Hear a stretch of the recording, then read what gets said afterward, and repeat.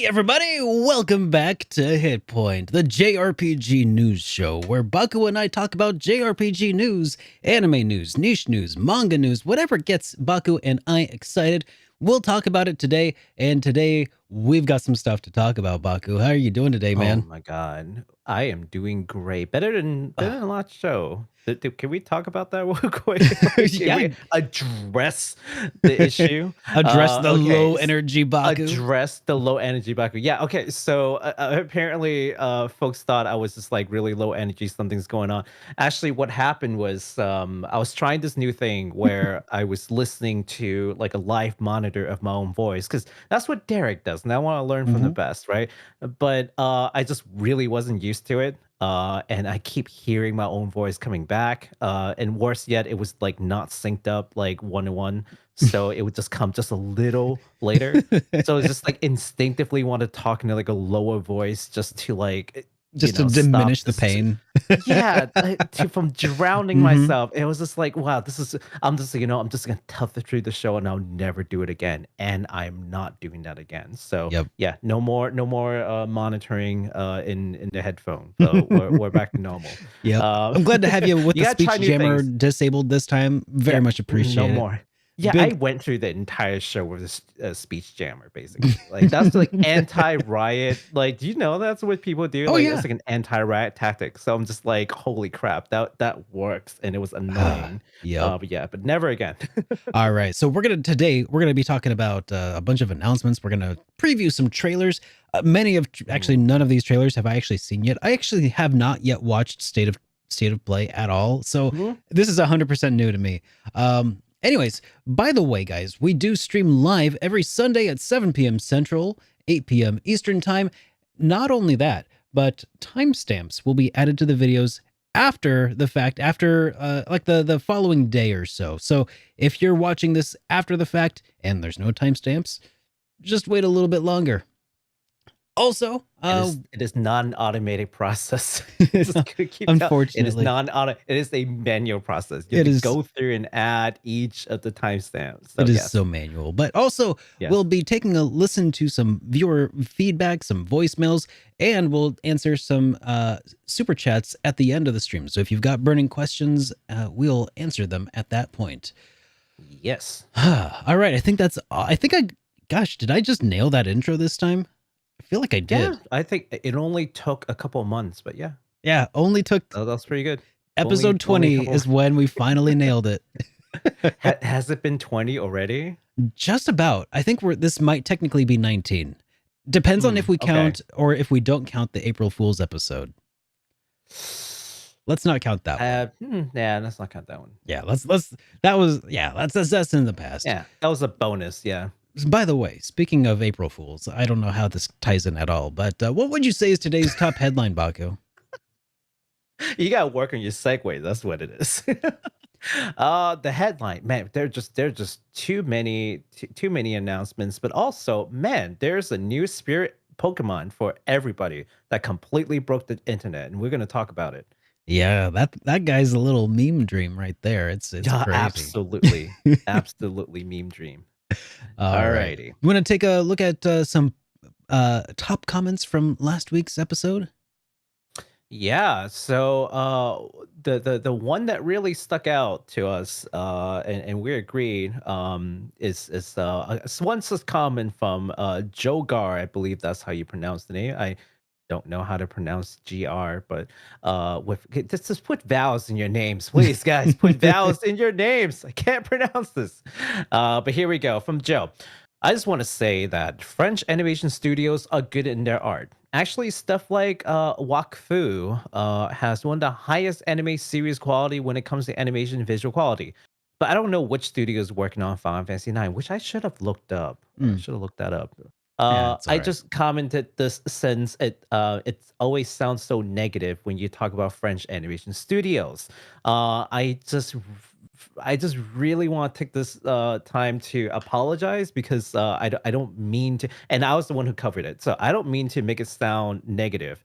At least not the French studio part, anyways. What I was actually negative about, perhaps, is the Mhm. fact that Square Enix has been so like quiet about it. And That weird they're about it. not making an announcement. Yeah, they've been so weird about it. They're not making official announcements. They're Yeah. sending this to some like weird like convention that no one's ever heard of, Hmm. and it's a Final Fantasy project. You understand? This is flagship stuff. Yeah. So, like, it's not the studio that is working on it that makes me feel so negative about it. It's the way that Square Enix is handling this project And that it just makes me feel very happens. skeptical. And it just Yeah, happens and to it be just made by, happens to be a French studio. Yeah. yeah. So, yeah, absolutely want to address that first and foremost. So, my apologies again. That is not the intention. And all the folks who, who maybe like French viewers, again, apologies. Uh, Definitely do not think that French studios subpar and somehow is again. It's just the way that Square Enix is handling this is extremely strange and alarming to me. So Baku, that's what it is. can I just say that you're doing this all wrong? Your YouTube apology video, you gotta start a little bit differently. You gotta Yes. be very sad looking. Ah, jeez. You Okay. gotta start with one of those. You gotta, and then you look very sorry and say, Man, "Internet, I'm sorry. I've you know." I failed you to all my fans and the people who No, look no, to no. us every week for news. We'll workshop that off stream, Baku. I'll get you perfect for the next big Logan Paul apology video. You'll be Well, Logan Paul shape for the. I need to go on an apology tour now. Like, I need to go on a couple of like podcasts, Yes. and we're gonna talk about it. We're really gonna talk about this. You know what would make your apology tour perfect is if we had some merch. Hmm. Yes, If while we're at only. it. If only. We'll work on that too. Yes. All right. So we also have, in addition to some of those comments from last week, we also have a voicemail or two, and I have an apology of my own. So Okay. I just wanted to apologize to everybody because several weeks ago I mentioned how I would be opening up the voicemail feature to people who could send voice files to HitPoint at SuperDerekRPGs.com. And unfortunately, what I found out is that a lot of those voicemails were going into spam. So yeah, I failed you. I'm gonna do better. I need to work on myself for a while, guys. But in the meantime, let's listen to the first voicemail that we got. Oh God, that's why we got. Okay. Hello, SuperDerek Boxon. I'm Francisco and I'm from Brazil. And here, gaming is a very expensive hobby. Because of that, I started playing games through emulators and mobile games. One of my favorite games as a child was Kingdom Hearts Chain of Memories and Final Fantasy Mobile Port. So, because of those games, I actually fell in love with RPGs and starting searching more and more. For example, nowadays I play Landrisal and Romancing SaGa because of the mobile games from those franchises. And I would like to know if there is any game that you played on mobile or portable platforms that you guys fell in love with and started to get to know more about the franchise. Awesome. Thank you so much for that voicemail. So did you catch that question, Baku? Looking for mobile. Oh, you're muted, Baku. Hold on. Can you hear me now? I can hear you now. Okay. Yeah. Sorry. No, it was cutting in and out like the whole time. It was Okay. very. That's all right. So Oh, yeah, yeah. the gist of the question is, he's from Brazil. Gaming is an expensive hobby there. Like console gaming and a lot of stuff is just out of the question, honestly. So, and so what he's been playing is a lot of mobile games, portables and stuff like that. So he's asking if there's any portable games that we've played or anything like that that's really taken our attention that we're interested in, or that we could suggest to Brazilian players who unfortunately just can't really enjoy a lot of console gaming the way that you and I do. And I actually do. No. I actually do. And I don't know how affordable it is in Brazil, but Apple Arcade has actually a couple of options, I think. I've only played one of them though, and that is Fantasian, which is the big game that was made by Mistwalker Studios, which is the what was I always Sakaguchi? Hironobu Sakaguchi. Yeah, Yeah, yeah, Sakaguchi, yeah. yeah. Sakaguchi-san, he created Mistwalker Studios and has worked on several projects. This is sort of his swan song, as I understand it. This is his retirement game where he's Really? yeah, Oh, that I that's did not know. yeah, that was basically like that's what I've heard is that Mhm. this is like his intention, like this is his kind of like way to be like, this is his gift to the rest of us.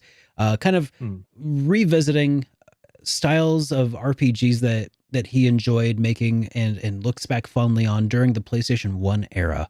So he makes this game available on iOS, on either iPad or on iPhone. Unfortunately, iOS and iPhone, they're pretty expensive, but they are portables, unfortunately. So I don't know if you have access to that, but if you do, this is something that I would definitely recommend because it's like for Apple Arcade, it's like $5 a month, at least here with American dollars. It's $5 a month, and you can definitely finish at least part one within the first month. And I think Mhm. that there's two parts. And I don't know how long the second part is because I haven't played it all the way through yet. But I really enjoyed my time with it. You can also, if you have a Bluetooth controller, you can connect that to your iPad or iPhone. I almost said iPod, rest in peace. You can connect it. That's still a thing. And no, iPods, they stopped making them this year Really? officially. I thought that. Yep. Oh, wow. Yep. Okay. Yep, the iPod Touch has been retired. Hmm. But yeah, you can connect your Bluetooth controller and it plays really nicely actually. Um, Hmm. yeah, so I would highly recommend checking out that game. Otherwise, I don't know.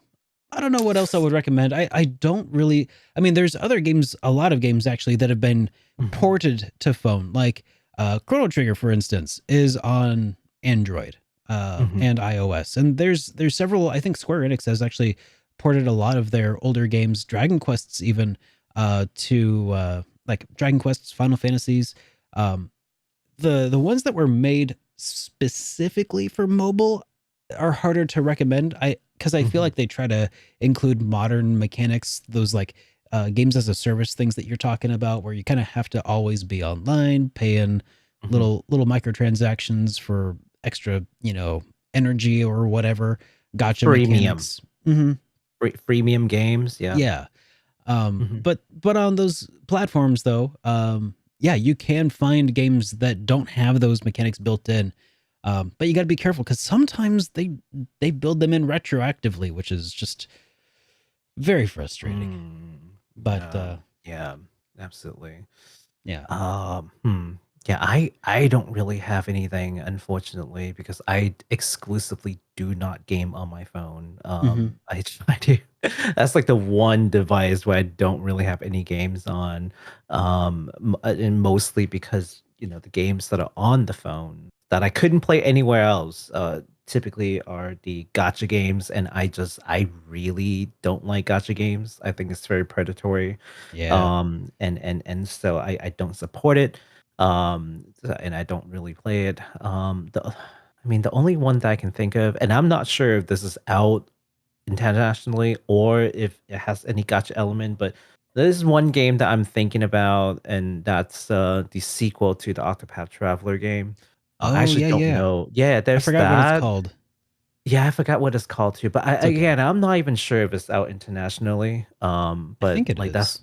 that's like about the only game that I can think of off the top of my head. But yeah, I mean, if there are any good cell phone RPGs that aren't gotchas, we'll keep an eye out, Hmm. and And if we'll try anybody in the to comments include has it. any Yeah. suggestions, throw them down there as well because um I mean, mobile gaming does have a bit of a reputation, Mhm. but there are definitely good ones and don't knock them all because honestly, a lot of people when you're out mobile, when you're out playing games, I mean, of course you can also play ROMs and emulators, right? For all your Mhm. classic Yep. stuff. But Mhm. aside from that, like that's a really great way to play games on the go. And because a lot of times that time on the go, whether you're commuting and stuff, that's precious time. That's like you could have like an hour or two every day commuting that you could be playing games and knocking out your backlog. So, Yeah. don't Yeah. don't don't write it all off, is all I'm going to say. Hmm. We have another voicemail, though, so let's go ahead and switch to that one here. Is it this one? Yes. Hey guys, I'm Jeremy and I live in Paris, France, near the Eiffel Tower. And it's always a pleasure to listen to your podcast while playing JRPGs. I actually listened to your last one while playing Xenoblade Chronicles 2, which is much better than what I could have expected considering the mixed reviews that this game has received. But by the way, I have one question for you guys. What is a JRPG series that you have tried to get into but never really could? Like, maybe it was overhyped or you just couldn't grasp what everybody was enjoying about it? Because as far as I'm concerned, I recently tried the Kingdom Hearts series on the Nintendo Switch, but I quit after a few hours and I raged about the lousy camera and the boring gameplay.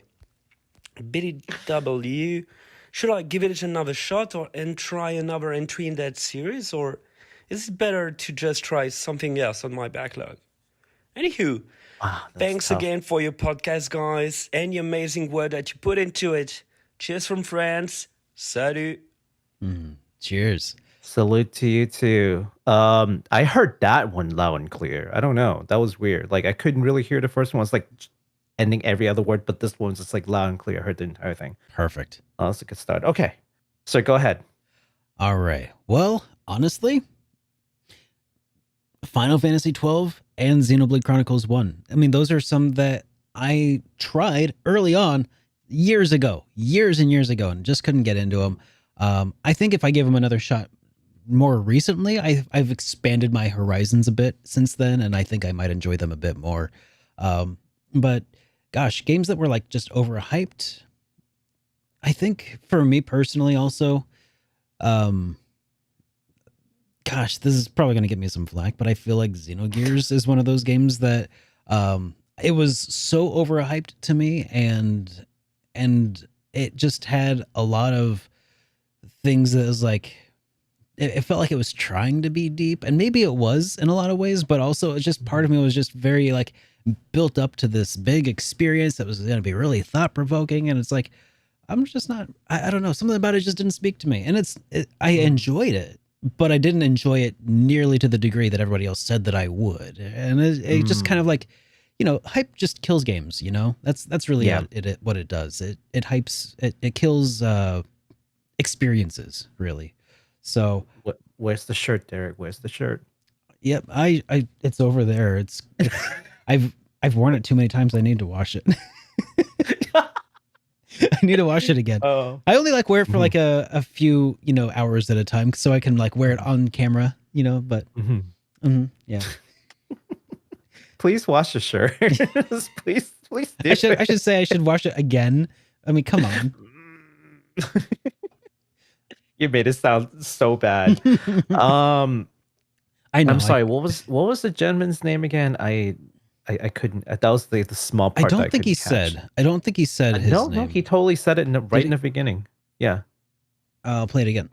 It just cut off just. Hey guys, I'm Jeremy, and it's Jeremy. Jeremy. Of course, See, I was like, I remember. Yeah. Okay. Of course, it was Jeremy. I remember. Jeremy. Yes, Jeremy. Thank you so much for leaving us that voicemail. I heard that one loud and clear, and also Waifu Blade 2. Great choice, sir. I played that and I loved it.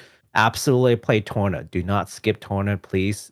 Please do not promise me that you'll play Torna, because that just rounds out the entire experience. So games that I tried to get into but totally could not. Chrono Cross. Yeah. Chrono Cross. I tried. I gave it a really good try, and I just could not. I couldn't get into it. I don't understand why people liked it. But and that's gonna catch me some flack. Sure. But I feel like that is actually the exception, not the rule. Most of the time are games that I go in, didn't think I'll like it, but end up coming out really enjoying the game, which is the good part to all this. Like Chrono Cross to me is for my experience at least is fairly rare. I think another one that I try to get into that, like, or at least people have just really promised a great experience, that didn't really deliver the level of hype. Trails. Yeah, I knew that. I knew exactly which one you were going to say that time. Uh, I'm So just like, this is, I mean, like, yeah, no, I like that just fine, but man, you guys have really overhyped Trails in the Sky for me. So, like, yeah, just hype responsibly. for I sure. am still gonna play Trails Sky third. I'm not like dropping it. I'm still gonna play Crossbow because apparently that's like the best of the series. It's gonna happen, but just man, just keep in mind, man. The Yeah. words you say, it's got powers. Now, As far as whether or not Mhm. you want to go back to playing the game, look, if your heart, listen to your heart, man. If your heart says, you know what, give it a second shot. Let's see what people love this game. Like, maybe just pick the best one that everyone quotes as like the defining game of the series. There are so many, right? How many games are in Kingdom Hearts? several, Like, and I feel like yeah, probably the one, if I had to recommend any of them, would be Kingdom Hearts 2. I feel like that yeah. is really where it found its voice, and then it hadn't quite gone as far off the rails yet. I feel like Kingdom Hearts 2, it's still a little bit like out of nowhere, but I feel like that's how a lot of people felt when they played Kingdom Hearts 2, even if they did play Kingdom Hearts 1, just because there was so little context for like, who the heck is Roxas? I don't know. How did Sora wake up? And it's like nobody knew because nobody played Chain of Memories except Mhm. for the first caller who that was. Mm. anyways, Yes. yeah, I would say, yeah, maybe try your hand at Kingdom Hearts 2, unless it's like, out of reach or too expensive or something. And because I feel like Kingdom Hearts 1 is a fair bit tougher, I think. Mhm. I think it's a bit less forgiving and it's a little less action oriented. It almost plays kind of like a Dark Souls, where it's like every attack has weight and you have to really kind of get the rhythm and the feel for each, like Mm. and playing kind of defensively sometimes, which is Mhm. not usually something that you really want to do a lot of in these kinds of games. But Kingdom Hearts 2 is going to play exactly the way you expect it to, I think. Mm. So maybe try that and see if you enjoy it. The gameplay's fun, but now I will say, everybody, don't give Baku too much flack, because this whenever you respond to questions like what's the game that you couldn't get into but everybody else loves, those are like inherently flack getting questions, aren't they? Yeah. Like They that's, absolutely are. it's like Absolutely asking what's your most unpopular opinion?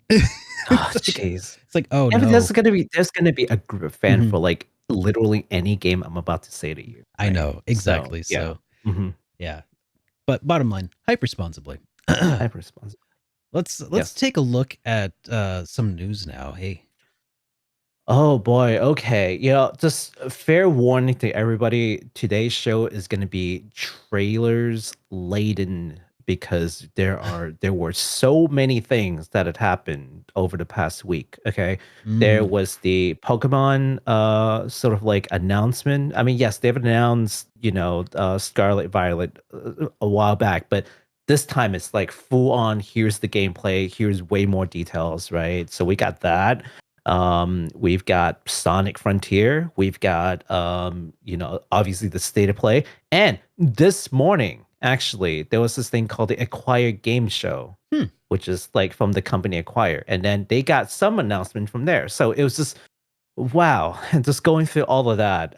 So we're going to be watching a lot of trailers. So let's start with this one. Speaking of Acquire, Acquire, it's the creator of a game called Akiba Strip, and this is the game that came to the West, known as Akiba Strip, Undead and Undressed. It's a very Uh-huh. weird title. You know what? I forgot who it was who asked about, like, hey, do you have like a guilty pleasure game? This is probably my guilty pleasure game, honestly. Now that I think about it, and the cool thing about this is that this game was released 8 years ago, and finally, they're having an update to this game. Oh, 8 years really? later, yes, I 8 was years later. What? So yeah, so It's not a new game. They're just like it's releasing it. not a new game. No, What? it's not a new game. It's a Okay. very strange situation. So again, 8 years ago, this game was released initially, and then released into the West again as Akiba Strip, Undead and Undressed. hmm They are finally releasing the last heroine's route. There was one person that was just missing an ending for whatever reason. And That they route finally just like patched it never in. exists. And they're developing it. They still haven't said when they're gonna release it. There's Did- no release time. But we can watch it if you want to see what the game's about. Sure. Okay. Yeah. Let's Yeah. give it a look. Give it a gander. It's a very strange situation.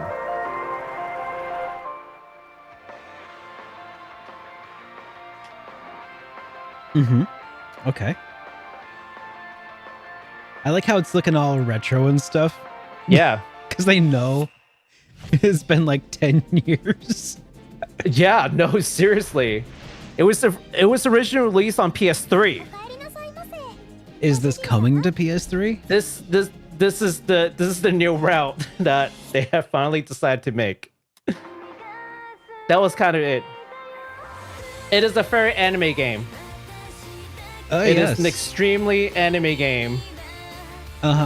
So this is the one where you fight vampires, right, by removing their clothes to make them susceptible to the sun? Is that what I'm remembering correctly, or and hence the undead and undressed? Is that correct? What is correct? I said the whole like thing is like you're battling vampires, right? But- Yes. So in this game, you play as a character named Nanashi, who must combat vampires hiding among the populace in Akihabara, Japan, by stripping their clothes off and exposing them to sunlight. That's the Yeah. premise of the battle. And it's kind of been like a popular meme game. It's just guilt. It's just like what is it? It's guilty fun. Like the game is just it's a really bit of fun. a fan servicey game, Yeah. sure. It's very fan servicey, but the combat's actually really fun. So if you guys want to try, also they have a really detailed recreation of Akihabara, which is sort of like the otaku mecca. So like it every time I play it, it just brings me back to being there, especially during COVID, where like we can't step foot into the country. Like it's almost like the next best thing. So Yeah. so interesting game. And it's just even more interesting still that they're finally deciding to release this character's route 8 years after the initial release. So That's so wild. I thought that was hilarious. So I just had to bring that up. Yep. The follow-up that was anybody asking for this actually? Because I was about to say That's a good question. I mean, I'm guessing asked most people for actually have. it. Yeah, I'm But, guessing a lot of you know. people like kind of came to have a inner peace about it by this point. I'm sure. Yeah, I mean, I kind of forgot about it. I mean, but I streamed it some time back, and like that was the person that I liked the most out of all the heroes. And now I'm like, okay, we're gonna gun for this character, and then just to realize that she had no ending. God. Like she didn't have an ending. She was the only like partner character that didn't have an ending. It didn't so make any weird. sense at all. I was just like, why? Well, 8 years later, here we are. Alright, So here we are. yep. Cool. All right. So We got some upcoming release that's for games that are coming out next week. So That's right. Take a look. Yeah. you bet. So let's take a look. We got Lost Ruins coming up here, which is developed by Altari Games. Is that right? Altari Games and published Altari, yeah. and published by Dungan Entertainment, and is a new anime 2D survival action game where a young girl awakens with inside of a strange dungeon and is surrounded by bloodthirsty monsters. So, playing as the young girl, you use different weapons, magic, and environmental objects and stuff to survive and to hopefully escape. Want to take a look at this Yes. trailer? Yeah, let's do it. I really like the aesthetics to this one.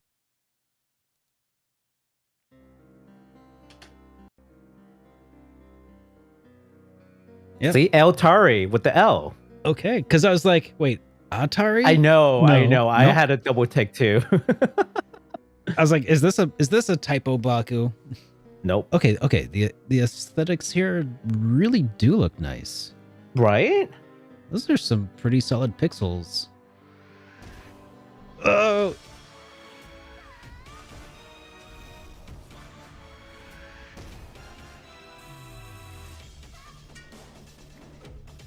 Oh, cool. I like the like physics, like the bounce physics with like when like the weapon makes contact. Yeah. Like, I thought that was like really well done. You know what this reminds me a lot of? What does it remind you of?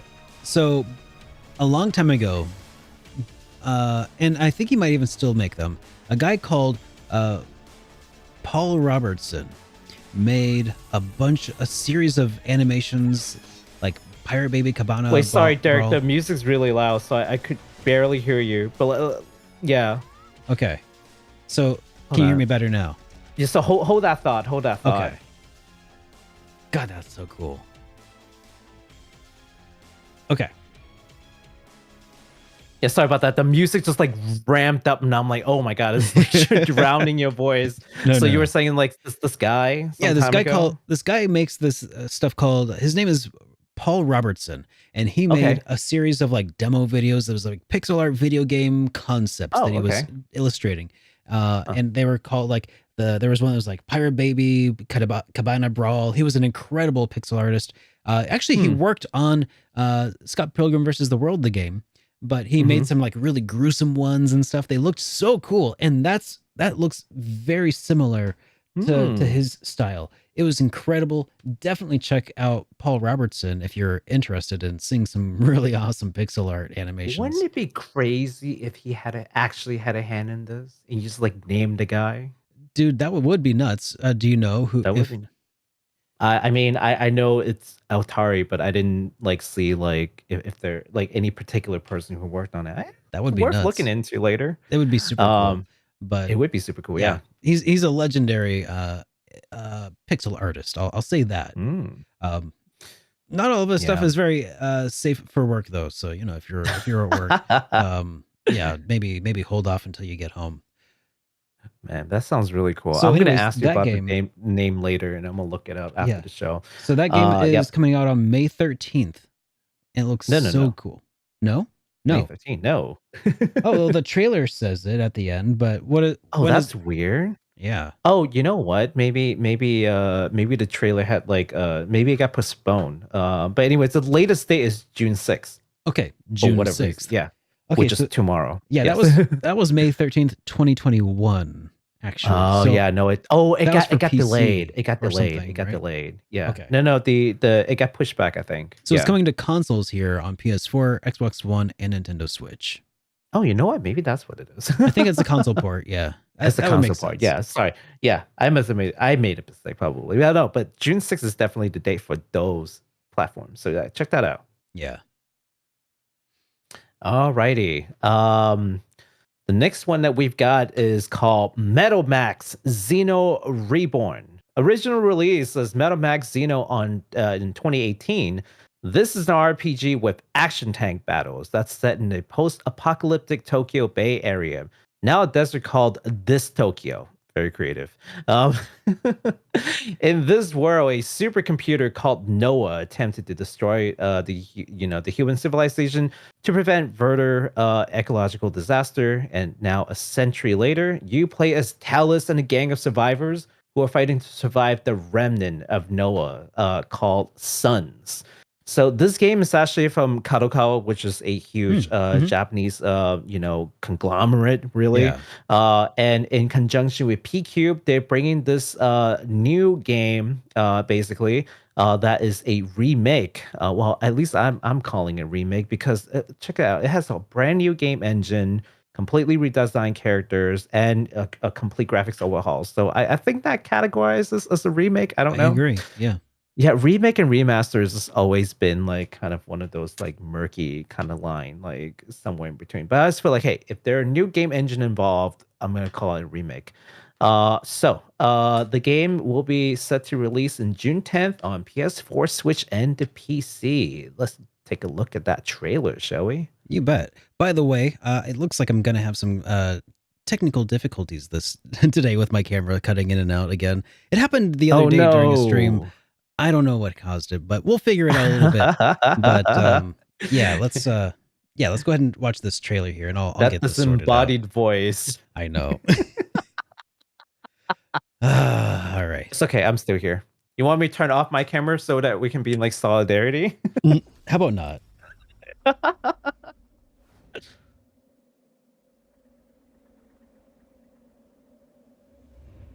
Tokyo is in ruins.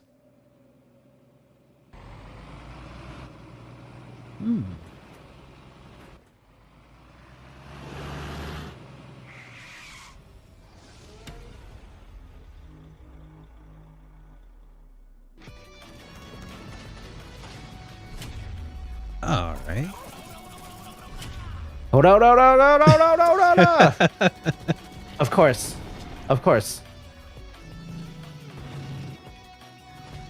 Hey, that actually looks pretty good. I don't know. For some reason, whenever I heard Metal Max in the past, I was thinking of Mighty Max, I think. The what? Mighty Max. The old... Oh, yeah. The old, like, Polly Pocket, but for boys. I was thinking about Mad Max. Yeah, this is a bit more Mad Max. With tanks. It's actually pretty cool, yeah. Giant tanks, aliens and stuff that they're fighting. Weird, over-the-top... Oh my god. And a dog with a bazooka on the back. That's incredible. What? I love it. So my understanding is that the pup is actually a new character that's been added to Reborn. Oh, Yeah. he looks like such a good boy. Right? Looks like such a good boy.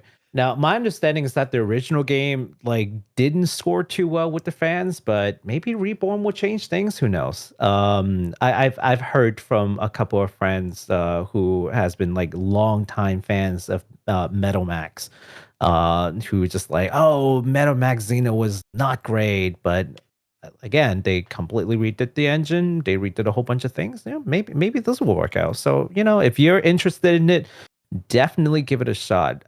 Again, June 10th on PS4, Switch, and PC. Check that out. A sequel game also in the works called Metal Max Wild West is currently being developed. Awesome. Thanks, Baku. All right. Yep. So we've got some new games also to be talking New about. game here. announcement. Yep. Yes. Brand new announcements for brand new Yep. games. Starting with Made in Abyss Binary Star, which I think did we talk a little bit about Made in Abyss? We game did. a while back. Yes. This is a quick update. So Yeah. now we got a firm release date now. It's just September 2nd, 2022. Nice. Whereas before it's just like, I think it was either just like fall 2022 or September 22. Now we know. It's September 2nd. And you can pre-order the normal and the collector's edition on PS4 and Switch immediately. So Yes. if you want those collector's editions, go sign up before they get scalped. Yeah, all major retailers. Nice. Yep. So that was just a quick update. But this one comes with a trailer. It's going to be a little longer. Square Enix announced Romancing Saga Minstrel Song Remaster, which I think happened basically like the day after we did our show last week. So yes, it did. I know. maybe slightly older news for some folks here, but we're still going to talk about it. The remake, the remaster. I wrote remake and I actually meant remake. The remake of Romancing Saga, which is what this game was released in 2005 on the PS2, which is now getting a remaster treatment. That's why it was so confusing. This game in and of itself is already a remake of the first game. Getting a remaster now in 2022. The game will feature updated design for all 8 of the protagonists, upgraded graphics, and some quality of life improvements. There will be more information to come in the future. But for now, what we do know is that it will be coming out winter of this year on PS4, 5, Switch, PC, and Android. It's for our Brazilian friend who was asking about games to recommend to play on their phones. Maybe this. Yeah. But yeah, shall we take a look at that trailer really quick? Let's do it. All right.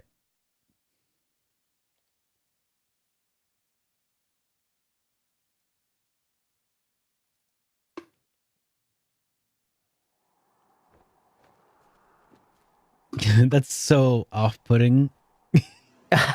God. Just the face is just a little too realistic. I don't mind it. I think this I could be hate really it. fun, but I hate it so much. it's just the face. If the face just had hated it less then. detail. I hated it then, and I hate it now.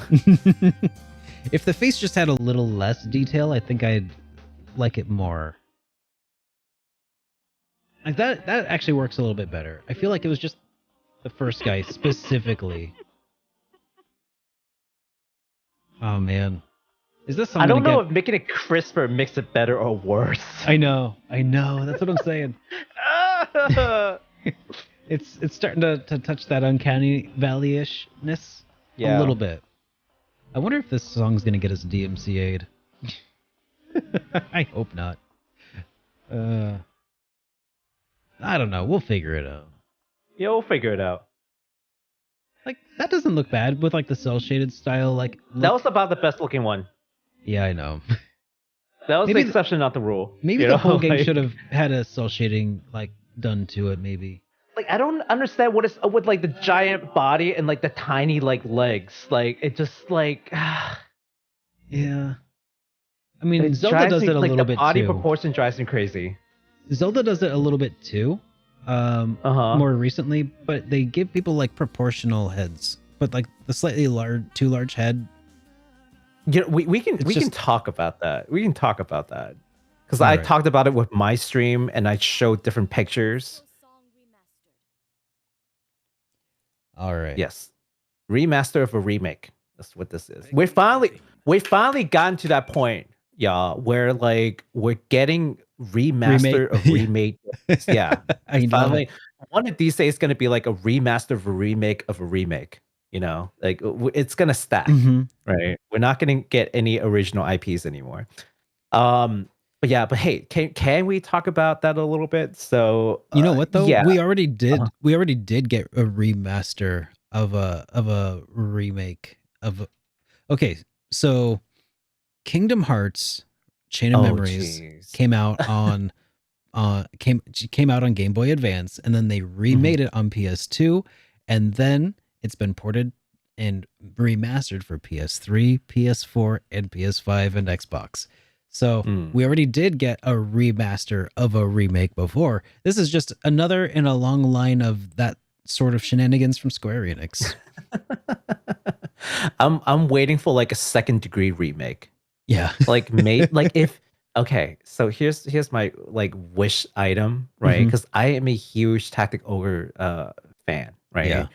Huge Tactics Ogre fan. So Tactics Ogre has been remade one time and it was on PSP, which nice, but I just give it to me in full console glory or like PC so I can just like get every bit of that beautiful art, right? So I'm waiting for like a Tactics Ogre remake, right? Yeah. It's like a second degree remake would be very nice. And I think it's a prime candidate, and Tactics Ogre is part of I believe it was in the leaked like list of games that like Square Enix are working on, along with like Final Fantasy IX remake and what have you. So I'm just like, please, Square Enix, please do the right thing. Do the right thing. Don't just do like a simple remaster. Like make it good, or just give me a brand new game from the IP, whatever. Like your call, but just like don't do a sloppy job on this. Yeah, we're not too picky here, Square Enix. You can just you have options for ways to do the right thing. Do the right thing. So I mean, it's interesting, Eric. I think we're starting to see PS2 eras being remade, remaster. Because previously it was PS1, right? You got Legend of Mana, you got Chrono Cross, Super Nintendo games were being remastered, remade. We're finally like entering like the PS2 sort of era. So you're gonna finish off like the last few games from like maybe Super Nintendo, PS1, but we're gonna start stepping into the PS2 era. What are some games that you want to see from that era being remastered or remade? Well, I feel like the only obvious answer here is the Bouncer. Oh man, I completely forgot that that's the thing. No, what Completely forgot. You've forgotten about The bouncer. how could you have possibly forgotten about it? Oh, I mean, you know, I would remember if I see you playing it. Well, we'll get there. We'll do it. Mm. I mean, someday, Sh- surely. All right, shame him on Twitch, y'all. Shame him on Twitch. Let's do it. Yeah, it's gonna happen. It will. One day. Yeah, no, I've got, you know, the one game that I really want to see like a good remake, not just a remaster, but a good remake of from the PS2 era. I doubt is gonna happen. Zone of Enders, the original one. I loved that game. It played so smoothly back then, at least. And it was super fun, like mecha, like robot piloting game Yeah. from Konami. And that's the reason why I'm very hesitant It in sounds thinking familiar. that would ever happen. I just don't think I've ever played it or actually seen it. Oh man, Zone of Enders was a great game. Great music, great like mech design. Everything was just super fresh. It was just a gorgeous, gorgeous game for, you know, back in the day. But you know, if they could just completely overhaul and do a remake and just like, you know, do all kinds of improvements, like that game could be like a new, like, you know, flagship IP. But we're talking about Konami. They don't care. They're probably gonna give me a new pachinko machine. It's just call it days. So yeah. Anyways, let's move on from the heartache. Okay. Well, moving on, then we have White Day, a labyrinth named school. Now, this was initially released in 2015. White Day is a cult classic Korean first-person survival horror game where you play as Hee-min, not to be confused with He-Man. Hee-min Lee, who is sneaking into school to hide a box of candies for a girl that he likes, only to discover the horrible secrets inside the school at night. The game features English voice acting, puzzles with different solutions on every playthrough, and multiple endings. Yes. It's going to be coming out on sometime in September 2022, coming to PS5, Switch, Xbox Series X and S, and it's immediately available on PS4 and PC. That's right. Yeah. So- Have you ever heard of White Day before, Derek? Not the game. I mean, just the holiday itself. No. Yeah, so White Day, and I'm just going to assume that maybe some folks may not know what that is as well. So White Day is a manufactured holiday from the confession industry in Japan that got really popular in South Korea, and I think Taiwan that's where they also do White Day. So White Day is the Valentine's Day counterpart. It's so that they can sell more confessions. So on okay. Valentine's Day, their tradition is that the ladies will give out you know, chocolate to whoever they like, and then the guys will respond on White Day, and that's sort of like how that works. So instead of giving chocolate, you'll be giving candies instead. Hence white as in like sugar. It's a very strange holiday. I've got to say, I've never Yeah. observed it myself. But that's what that's about. So you know, then that's why he's sneaking in to hide a box of candies. Like, why are you hiding a box of candy? Yeah. Well, actually, why is he hiding anything at all? He should just like, you know, go and give it to the person, which is it's not per usual that you like hide it for people to find. Like, Yeah. you just like give it to them, right? But I'm guessing that says something about his character, is that like he doesn't have the guts to like give it to the person, like, so he's just like putting it in their locker maybe, right? So so just to give some context to the game, Yeah, maybe but maybe it's just a his crush. It's not his his crush. girlfriend. It's a crush and a secret Yeah. admirer. Yeah, that's probably what it is. But yeah, but this is definitely a survival horror game that is huge in Korea. Yeah. And now it is coming to PS5, Switch, Xbox, etc. So Now the want to game. take a look and see. I was gonna say I kind of don't want to take a look because Oh, okay. it's Peggy 18. So Oh, and I don't necessarily. I doubt the trailer itself will go in that far, but you know, just in case, let's keep the show PG-13ish. I'm good with that. We can move on. All Yeah. right, all right. Well, Yes. what do you got? This next one's definitely PG-13. All right. So yeah, so this next one is definitely PG-13. I gotta scroll down a little bit. Oh, See what yeah. I was reading. That's right. Yeah. Yeah. So, This is my turn, yeah. right? No. So the docket, right? So okay. So the next game that we got is called Adventure Academia: The Fractured Continent. Mhm. So this also came from the Acquire Game Show. So Acquire announced the newest addition to the Class of Heroes series, and this new game is going to be called Adventure Academia in the West, anyways. In Japan, it's still going to carry the same name. Which will depart from the traditional dungeon crawling combat in favor for more of a strategy, tactical, grid-based combat. And we'll see in the trailer because it's a little hard to explain. It's not quite like Tactics Ogre or Final Fantasy Tactics kind of grid-based. But you'll see. I couldn't quite explain like what was happening there. Yeah. But we'll see. So returning to the game series, though, per tradition, is your ability to custom create your own roster of playable characters. You can choose from different species, traits, and designs to create your own unique band of student adventurers. It's like Darkest Dungeon, but no one dies. That's kind of how I want to explain what this game is like.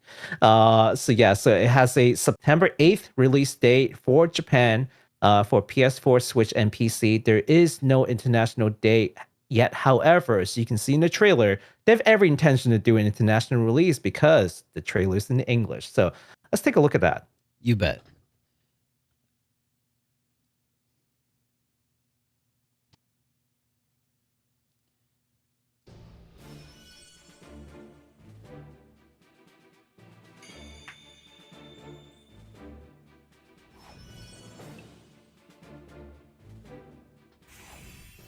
And Class of Heroes, for anybody who's actually never mind. I was gonna say something wrong, but then I caught myself.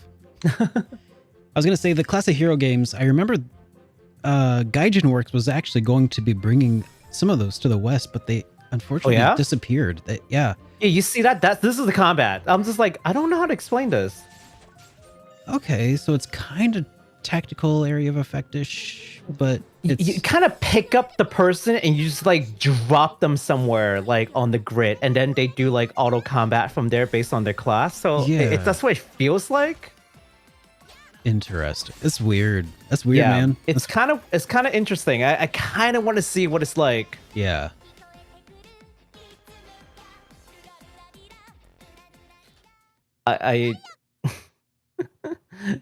I was working on the docket, and I was watching that just now, and I had the sound turned on a little loud, and my mother peeked in. It's like, what are you watching? Like, what kind of kiddie show are you watching right now? Like, I'm like, how do I explain to you that I'm watching a game trailer for a podcast? I'm like, it's a game. I'm like, damn, that did not make it sound any better. But anyways, no, this is a long run series, super enjoyable game. In fact, if I liked Dungeon Crawler, I think I would like this game a lot more. But again, essentially, the premise of the game is that you are in a school of adventurers, and you get to customize and custom build your party and take them with you to go through this journey, and you can teach them new skills, you can level them up, you can change their classes. It's really fun, but for the most part, most of the games are either on handheld or never released out. So I think this is like maybe one of the first times that's on like modern consoles. So definitely a game to watch for. Awesome. By the way, I have somewhat fixed my camera situation. Hey, you're back. just had to set up a completely different camera is all. And yeah, it's it's fine. I got it. It works. Sorry, It I was works, a it little works. distracted trying to get that set up. So I mostly paid attention. But if I got a little quiet at times, that was why. Yeah. All right. But yeah. So yeah, So so that looks pretty interesting. Adventure Academia. Yeah, the combat just looks very different, a little very different. Yeah. but I'm not gonna count it off just yet. I want to see it in action, Yeah, I think it's one of those. I think the fun part of that game is like just raising your own like group of adventurers that you've custom created, you've named, you've changed their appearances, and you've just really get it to your liking. You can like name them after your friends, or it's really fun playing it that way, especially for streamers. Yeah. I'm really thinking about streaming that one. Well, I'm looking forward to seeing when it does actually come out later on this year. Yeah, absolutely.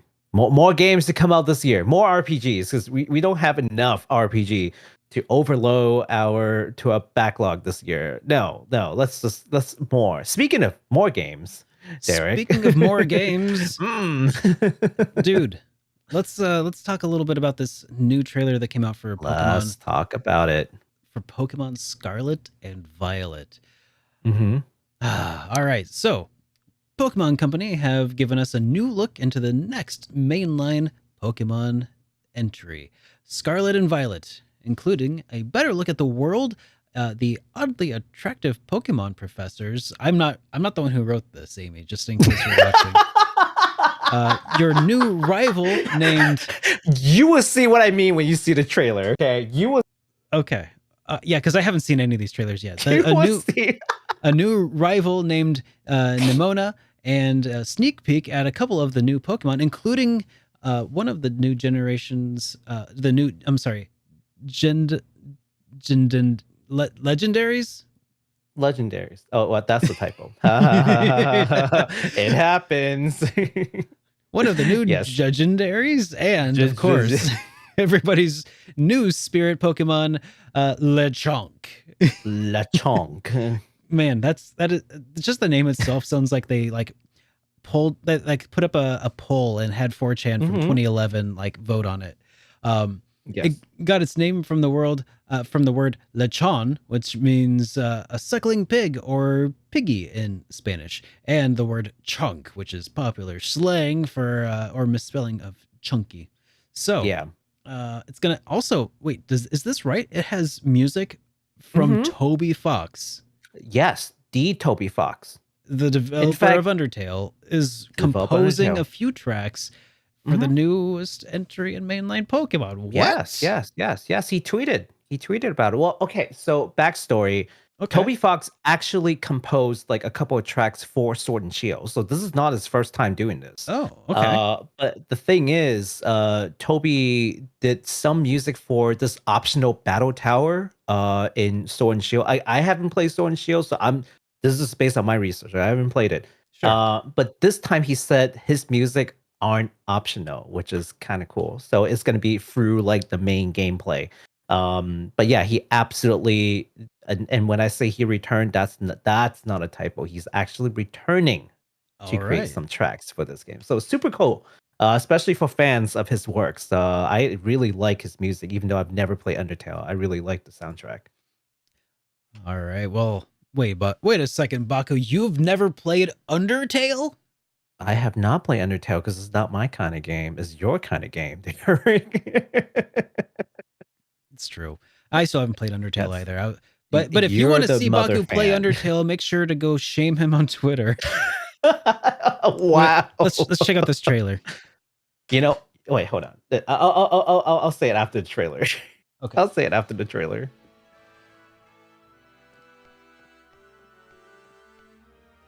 Oh.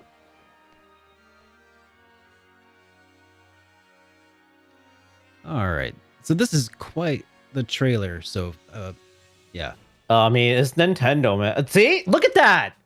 Do you not see Professor? Look at this professor.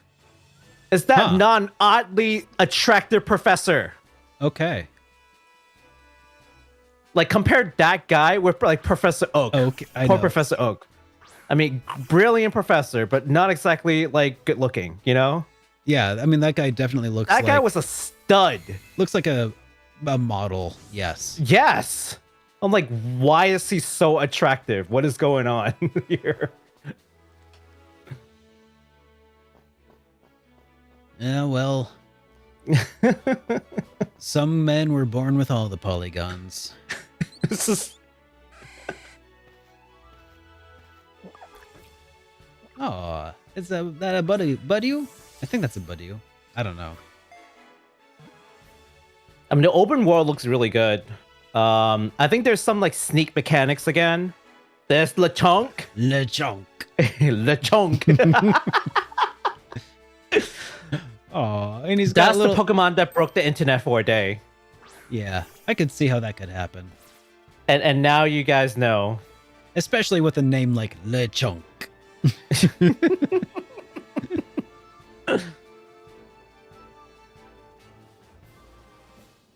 That pig is every meme lord's dream.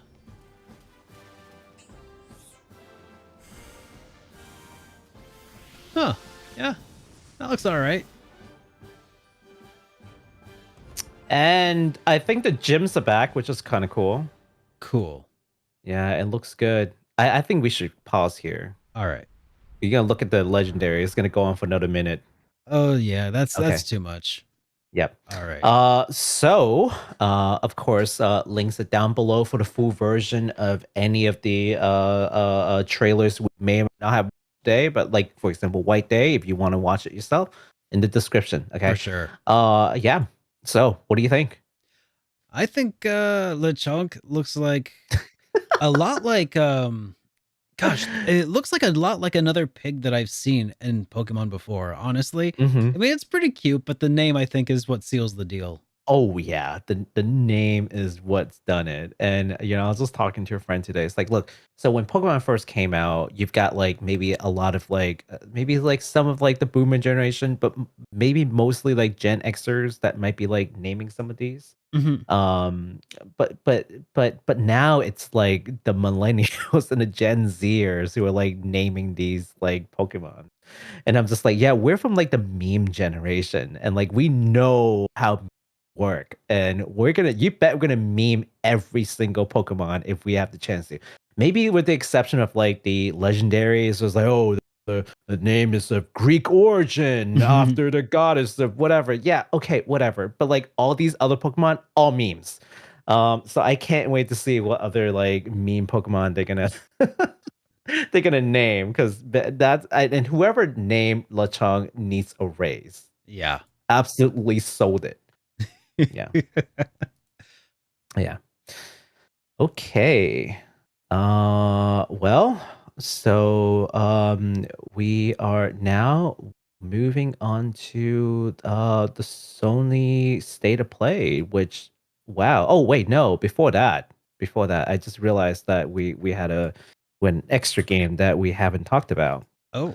Man, oh geez. Oh yeah, that's right. Oh my god. I almost forgot about this because I kind of want to forget about this. All right, well, let's talk about it. You tried. It was a Yeah, valiant effort. my brain was just like, let's just not talk about it, but let's talk about it. All right. Sony, oh, it's not Sony. Sonic Frontier. Sonic Frontier. Have you heard about Sonic Frontier, Derek? You know, I've heard mixed things about it. You've heard mixed things about it. Well, SaGa partnered with IGN to showcase 2 videos for the new open world platformer. One that showcased the open world, which we'll take a brief look at because it's like a 7-minute video. And then another one that focuses on combat, which again, we'll take a brief look at. It's slated for a holiday 2022 release, whatever that means. Probably towards the end of the year. Sure. PS4, PS5, Xbox One, Xbox Series X and S, Switch, and PC. So basically, you have no excuse not to play it if you are a Sonic fan, right? Let's take a look at the trailer first, and then we'll talk about the reactions, because that's actually the fun part. All right, let's give it a look here. And I'm putting you in control of the okay, I got it. video. IGN first for the month of June 2022 is all about Sonic Frontiers. We've got gameplay. I'm gonna immediately skip that. Okay. Don't care. Sorry, IGN. Gave you credit. Moving on. Let's look Yeah. at the world.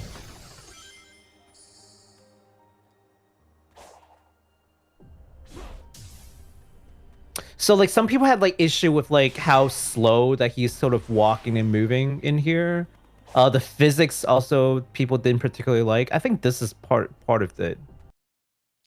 And just how like desolate the world looks. I don't think it looks bad though. It's kind of Breath of the I Wild. don't think it looks bad. Oh, this is the part where they were really having like issue with, where it's like previous Sonic games, and I'm not a Sonic fan, so feel free to correct me if I'm wrong, but previous Sonic games, if you jump on like a glide, how far you glide up, there's certain physics to it, right? Like how fast you're running, and then you try to glide up, and then if you don't have the momentum, you fall back, right? Like I feel like there's a certain feel to it. What you just saw there, like he just kind of jump on and just glides all the way up without like, you know, any bearing to like momentum and whatnot. So I think a lot of like fans were like not happy with that sort of like things Retconning. that are Doesn't bug me. I'm not a Sonic. Doesn't bug me guy, because I'm not a but- Sonic fan. So far what they're showing looks like something I could get into maybe. It is a little desolate though, like from up here, from like a non-fan perspective, it does look very desolate. Just like there's like nothing and just like a few odd like there's like it's an open world, but it's not very full of anything so far. Yeah, it's just a lot of like what is it called? Like odd little rings that are here and there, structures, like why? Yeah. Like, I don't know, like nothing about this world kind of comes together and makes sense to me. You got all these organic sort of like elements, grass and trees and everything, and then all these structures that are just like kind of there for no other reason other than for Sonic to glide on, which of course functionally it's a Sonic game, so of course, but like lore wise, like I don't even know like how you would sort of explain this. Like what the heck are all these? That's Like rails and just what? Yeah. Very strange. All right, so I'm gonna go ahead and pause this, and you want to look at some combat though? Yeah. Let's do that. Let's look at combat instead.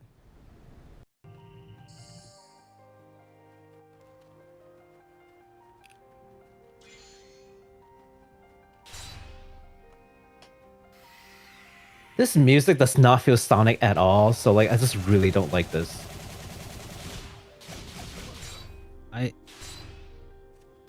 Combat's not bad.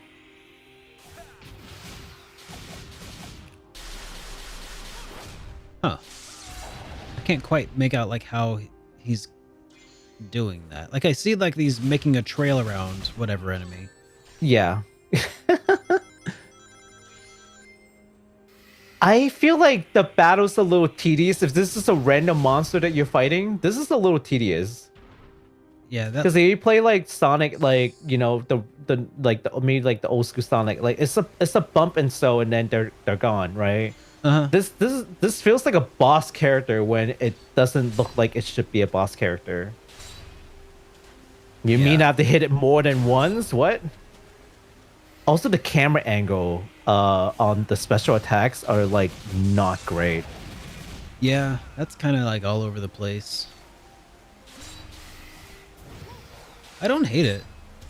It could use some. Yeah, I work. don't hate it, but it's not great. It's like if somebody retroactively put Sonic into like a nice Unreal world. That's what it feels like. Like somebody made. Has he like always been able to do these like, you know, crazy like? I think that must be new. Is that like a thing, Sonic fans? Is that a thing that he does? It's gotta be new. He's got this like tornado kick that shoots like shockwaves out. Like when the heck did he do that?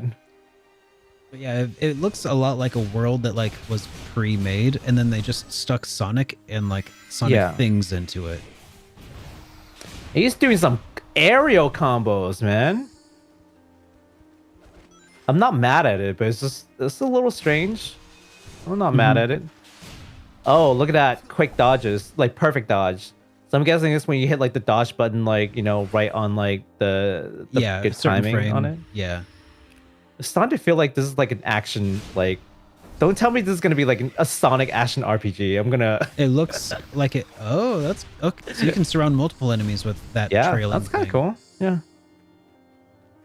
I feel a little better about the combat over the just like the world itself.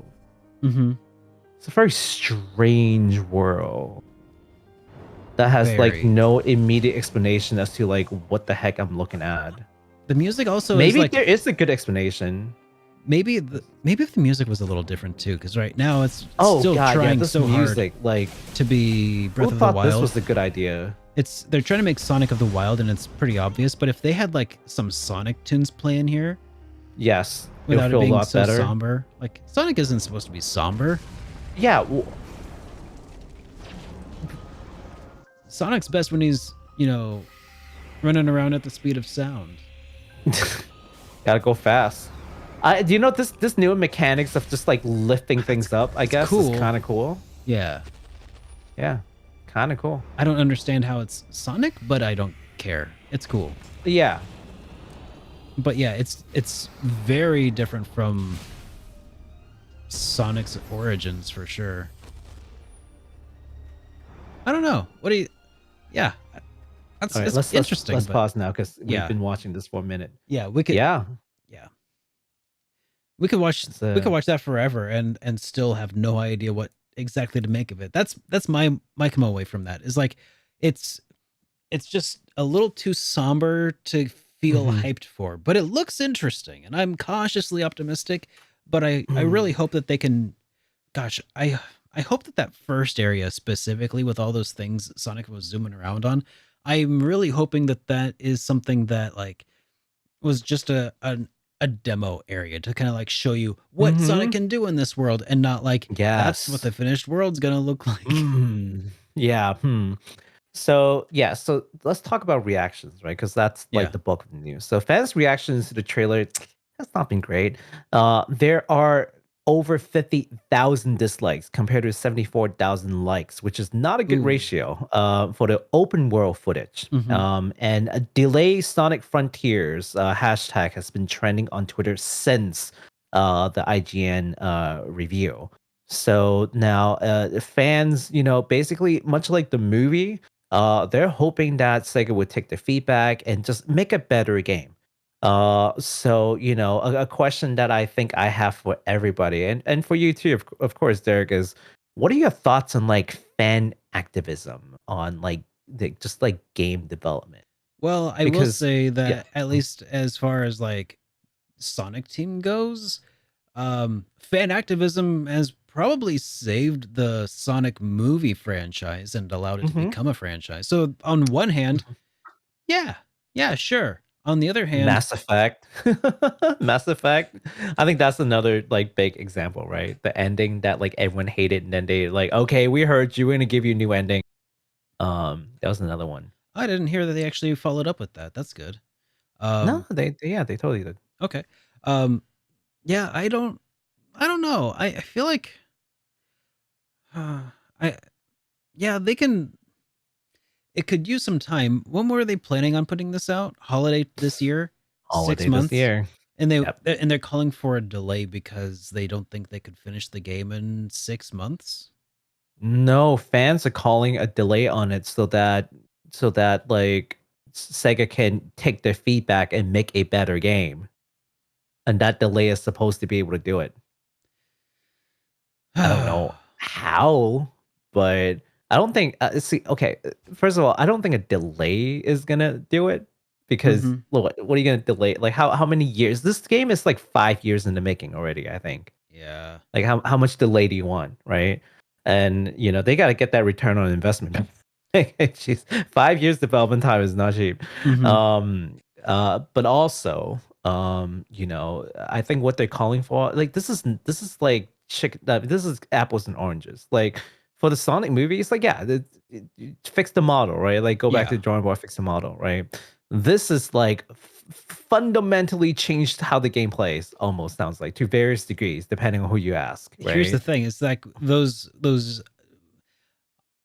ask 10 different Sonic fans what they need to change, and you'll get 10 different answers. Yeah, it's not like one very like glaring thing. It's like all these things that are from like different people that I'm Mhm. seeing for the game. Like I just don't feel like that's a solution that's going to work. Yeah. Now, another solution that fans are really proposing is, hey, how about you give us like a demo? We'll play it and we'll give you some feedback and you fix whatever you can, right? And I think that's more of a that's more of a compromise. Like you're probably not going to be able to fix everything, but at least make it so that like the most glaring things that's just like super distasteful can be addressed, right? Yeah. There's got to Um, be a reason for Sonic being in a world like that, but I feel like yeah, I, hmm. I here, you know, to draw a quote from like Henry Ford, who's not a very great person in general, but I think it was him who said, you know, if I had asked people what they wanted, they would have asked for a faster horse, you know? So Yeah. if you're just gonna like cave into fan demand every time that they, you know, don't think that they're gonna like what you've made, Mhm. like sure that there's safety in that, I suppose. But that comes at the cost of spending a lot more money on a lot more development time for, you know, less profit. But also Mm. you're gonna miss out on a lot of opportunities for innovation. Like if this comes Mhm. out, this this could hypothetically, I mean, I don't know if it will or not, but it could be one of those things where it's like such a big change in the Sonic series that it revitalizes the series and brings new fan interest. Maybe like it's not Mhm. until you take big chances that you have those sorts of opportunities. Yeah. Um, but Sonic is a complicated franchise that has changed so many times in so many fundamental ways. That's why I said if you ask 10 different Sonic fans what they want out of a Sonic game, you're going to get 10 different answers. It's because it's like Final Fantasy in a way. It has had so many different iterations over the years that like what is a Final Fantasy? What is a Sonic game? Those are Mhm. questions that don't have very clearly defined answers. Mhm. Right. So Yeah. I don't know. I think it's I'm kind of mixed on it, right? As with a lot of things. And Mhm. that's why I think this is an interesting question to ask everyone here too. Definitely leave us some comments in the comments section because I love reading those. Love to know your thoughts. I'm a little mixed on it because, like I said, on the one hand, you have like Sonic movie, you have Mass Effect, and then everyone's happy. But those are like the feel good examples. Those are like the good ones. But on the other side of that coin is this sort of how should I put it? I think a very entitled sort of like attitude. Like we did it before, we'll do it again. We'll tell you what game to make. You Mhm. just do it, right? And that kind of removes any sort of creative like Agency. agency from the creators. Yeah. Why don't we just like just make whatever you want? And again, going back to what you're saying, yeah, ask 10 different fans, they'll give you 10 different answers. So which one is right? Someone is going to be upset. How come you didn't take my recommendation? This other one. Well, you guys are all fans. Like, what do you mean? It's hard. It's a Yeah. hard thing to balance, and it's a thing that needs to be balanced now because they're ever caving in. If they're never caving in, then not even a thing that they would contend. I mean, sure, they may sell a game that's like Babylon Falls that doesn't have any player base. Uh, that's certainly a possibility where Yeah. they are asking the wrong questions. I mean, what is that like 5 day poll, 3 day poll, 5 day, 5 days, 5 days I'm very poll? curious to see how they modify the graphics to turn that game around. Yeah, not happening. So yeah, no, I definitely see merits like both sides, but like where do you draw the line where like too much is too much, right? So I think that's what we should all think about as like fans, whether or not we're very vocal about it. We all wish that our favorite developer would do certain things differently. I certainly wish Square Enix would stop giving me like all these gacha games and with canon stories. That's like my big complaint with them. Yeah. But some of us are more vocal than others, and some of us are more opinionated than others. What do you think? What do you think about this fan activism thing? That's the thing that's gonna, I think, grow over time, and I don't think it's going to go away. Us game developers find more ways to connect and get feedback from fans. Like this is gonna be a thing that different developers are gonna handle differently. So I think it's an interesting thing to think about. Yeah. All right, so we talked a bit about that. Now we can move to Sony State of Play. You guys have been waiting for State of Play, right? Well, we Sure. can't talk about every game. We cannot talk about every game. We're not going to watch the whole thing because that's half an hour. That's nuts. But we will go over a couple of standout examples, starting with this, the Resident Evil 4 remake. So now this has only shown a short teaser trailer, no gameplay, but it's already pretty exciting to see that this is even going to be a thing. It has been hinted that it will be a thing. Even when the Street Fighter 6, remember Street Fighter 6 announcement came out, but before that there was like a teaser site, and I was like, oh yeah, fans are really speculating Resident Evil 4, so that could be it. Well, it wasn't, but now it's here, so it's totally a thing. Let's take a look at the trailer before we continue talking about it, though. Okay. Gotta find my mouse there.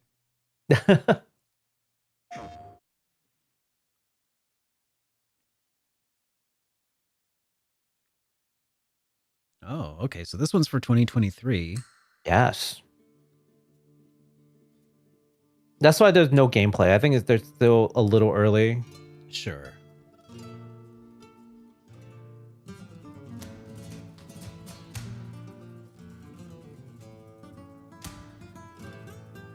We're going back to AAA territory now.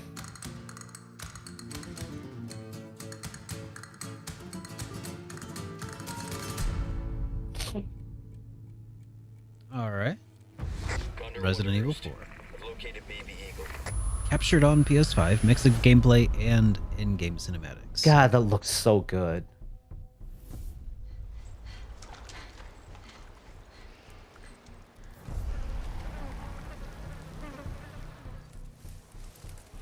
Watch out, Square Enix. You're not the only company with the money to make really good-looking character models.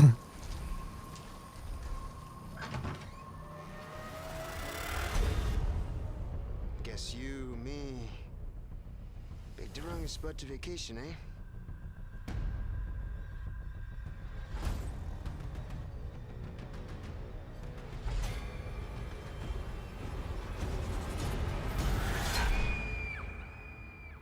You will receive our most sacred body. It begins now.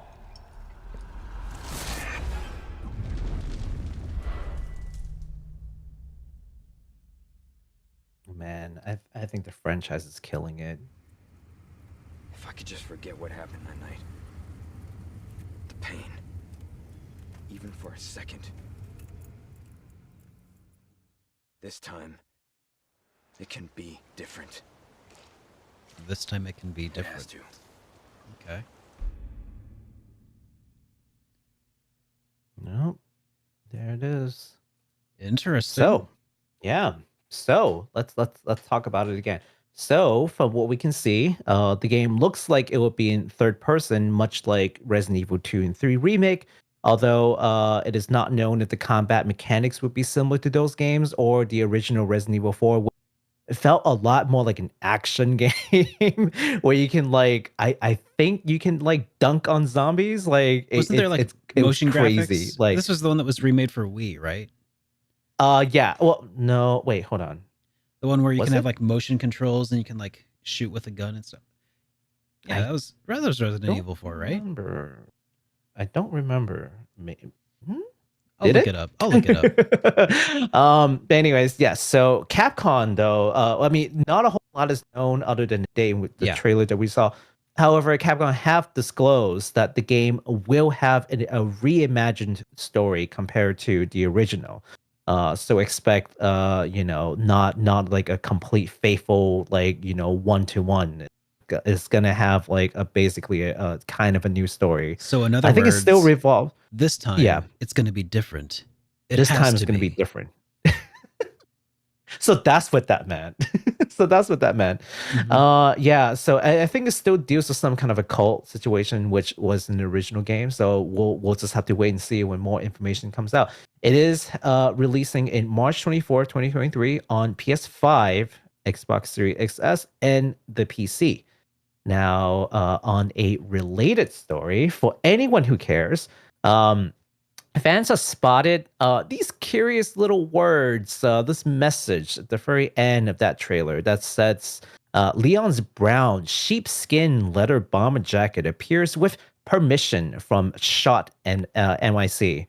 And upon further investigation by fans, it turns out that's a real product that you can actually purchase from Schott NYC website for the low price of $1,495 US. So, links in the description if you've got the money and you really want to cosplay the new Leon and you want that authenticity. Could they And not have you've just got like designed their own dang $1,500. bomber jacket? Was that really not an option? You're like, I have no idea, but it's just such a little fun factoid that I just had to include it. Look, I know some of you guys got money. Hello, Super Chat. But apparently this shop has been selling leather jackets since like 1920s or something. So like they've been around. Okay. But it's super high quality leather jacket that I don't know how Leon's affording this on a an officer's salary, but the man knows his brands. I mean, I guess so. can't He's get mad. Yeah, can't get mad. But man of taste. you too can be stylish like Leon if you would just head on over there and buy one of those jackets. Hashtag not sponsored, but hashtag totally can be sponsored. Hashtag send us a dang $1,500 bomber jacket hashtag. Please send us a jacket. We'll wear it. I totally would. It looks like a pretty rad jacket, actually. No, it's a really great jacket. It's $1,500. Now, Baku, I have a really important question for you. How much do you like cats? I'm allergic to cats, but I think they're really adorable. Oh, okay. Well, in that case, cool. You're cool. We have a game that we're going to be talking about here that takes it's a third person cat RPG where you play the role as a cat. It's called Stray. And it's been made by Blue 12 Studio, where you must play and survive as a cat in a futuristic cyberpunk city where humanity seems to no longer exist and are instead replaced with sentient robot inhabitants. You want to check out the trailer? Let's do it. All right. I wouldn't lead you astray. Oh, this game looks amazing, Derek. And super stoked because it's coming out in July. I feel like I saw the trailer for this like a long time ago. Yeah. This is not the first trailer. This is just the like pre-release trailer. Yeah. Yeah. Are they running away from the cat? I don't know. It seems that way, but oh my god, that's disgusting. I mean, what did see, like I've got all these intrigue. Like I need to know more about this.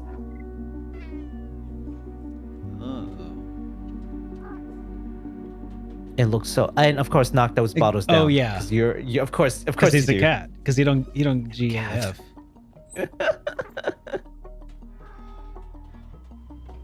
Oh, a cat in a basket. Oh, dude. How dare they? Yeah, little tranquilizer darts looking like. He doesn't look that stray. Yeah. He's got a little backpack. Not here. But that's not actual gameplay. That's true. Yeah, that. Or would it be better? So good. Or would it be better described as a cat knapsack? But But that looks so good. It sure does. Yeah. Oh Hey, man. July 19th. July Hey, 19th. this Take a look year. at that. This year, if Yeah, you want to this play year. the role of a cat, Mhm. find out what true unlimited power feels like to just knock stuff off tables and do all kinds of adorable things. I hope that there's balls of yarn in there to play with. Check it You know, out. Derek, I almost feel like that is a good game for you if you just need like a palate cleanser away from RPGs. Just play something that is an RPG just to get away for it for a second. I think that might. You like the whole cyberpunk aesthetics, right? I do actually. Yeah. Dude, would that be Yeah. I wonder, would this be a better cyberpunk game than Cyberpunk 2077? That is a low blow, and you know it. Also, Is it though? probably This is yes. an indie. This is an indie game though, isn't it? That's true. That and is true. CD That Projekt is Red, true. they're kind of bigger than you'd think. They were publicly traded even, so Are they? I thought Yeah. they're not. no, they were publicly traded. That's how their stock dropped so badly after Cyberpunk came out. I thought they're privately owned. That's why they can just kind of do whatever the heck they wanted.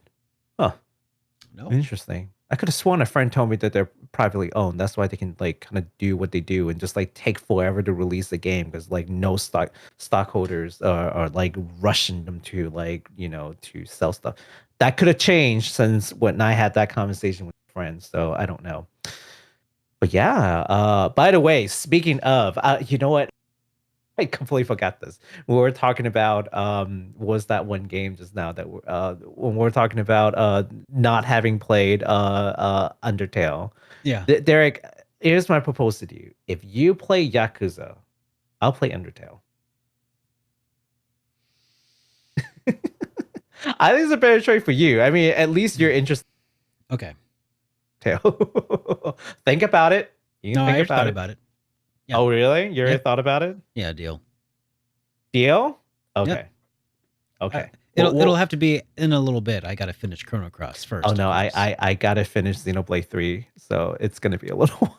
We'll maybe get this sorted. sometimes towards the end of the year, maybe I don't know. All right. We'll talk about it. Okay, so the next game on the list is Eternights. Eternights. If I had to, it is not. That's not a word. if I had to guess, I'd say Eternights. Like- Eternights. Like eternal or like eternity, like, and then night, like it's nighttime. So Eternight, emphasis on the ter. Eternights. Anyways, yes, this is from Studio Side. This is being called a dating action game where people all around the main character are being turned into dangerous and power-hungry monsters. A player will need to find a cure to survive and along the way also find love. Let's take a look at that trailer and see what this game is all about. Alrighty. This game is just a meme from start to finish. If things will ever be normal again. I saw this and I was like, anime. That's Incoming doesn't- anime game. Okay. doesn't bode well. Oh wait, it's fine. Dude, can your arm do that? This is one of those action games that everybody hates. I know all of you guys like action RPG, action dating sims. Dude, this looks rad. What are you talking about? Anyone else get hurt? This looks super cool. I mean, the whole like getting your arm I chopped gotta off tell thing you, kinda this looks sucks, very but like PS3. I can dig it. Also tentacle arm. I love it. Also R2 to hold hands.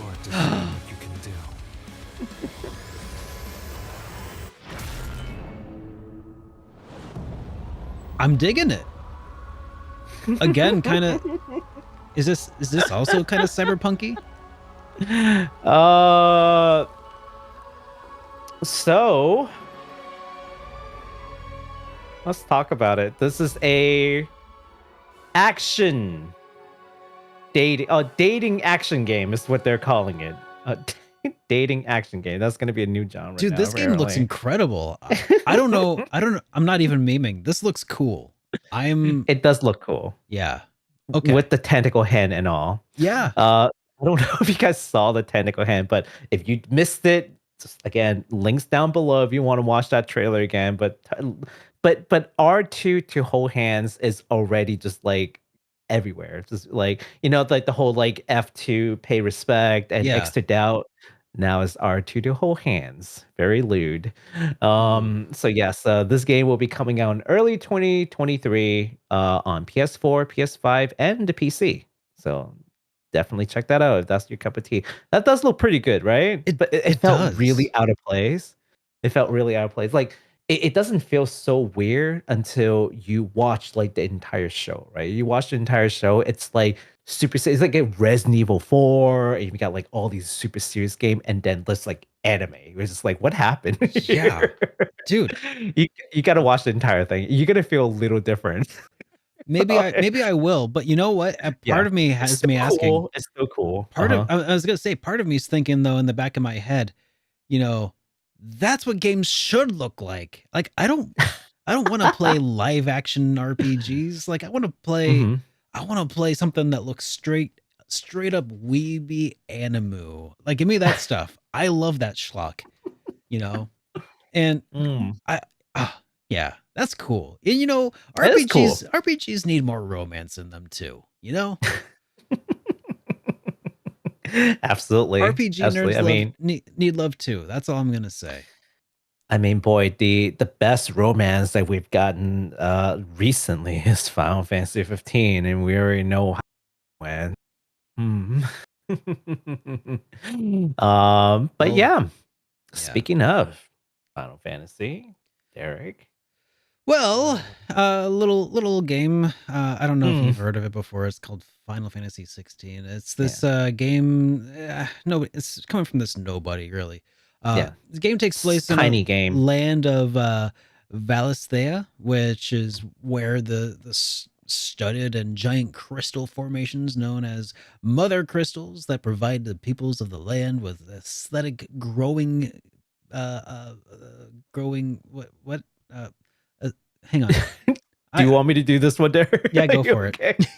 All right. So the game takes place in the land of Valisthea, where it is studded with giant crystal formations known as mother crystals that provide the people of the land with aether, allowing people to conjure magics and nations to spring up and prosper.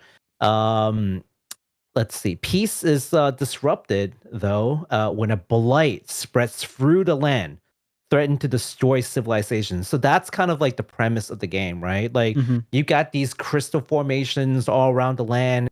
It's like sends like magic to people so that they can use it, which is awesome. So like, what's the big problem? Well, there's a blight that's spreading through the land, is what they're telling us.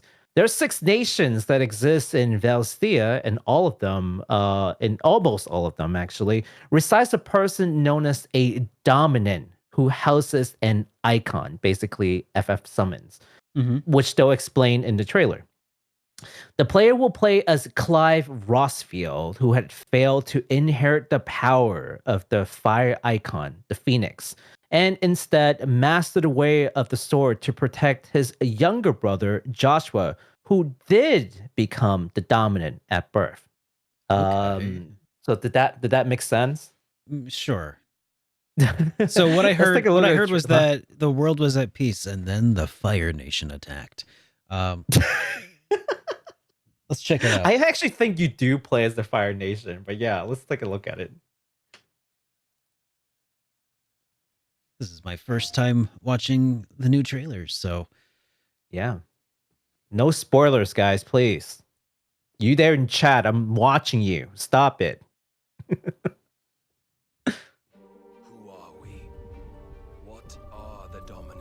Uh-oh. Amnesia subplot already?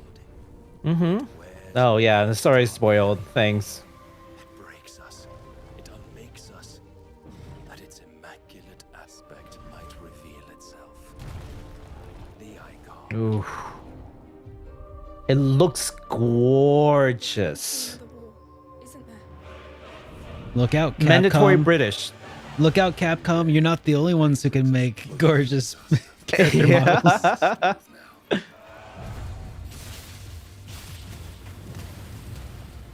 The chaos he would wreak would sweep all of Valisthea into the abyss. Oh.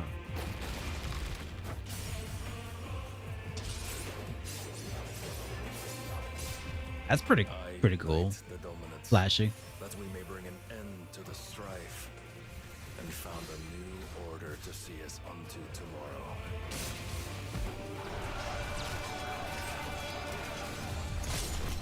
If I take the field, our duel will shake the island to its foundations. So there are these like icon versus icon like battles. Yeah, that's what I'm seeing. Right. Here. That was Shiva and there's like this Phoenix. right here. That's like an icon versus icon battle. Versus like what we saw earlier, which is like a player versus other like enemies battle. Yeah. Gosh, Pretty Shiva looks rad. gorgeous in this game. There's Bahamut there. Losses, it is true. Yet for Pretty sure every that's citizen Bahamut. who falls, another can be bred. For every home that burns, Oh, that's another cool. can be built. The empire will live on.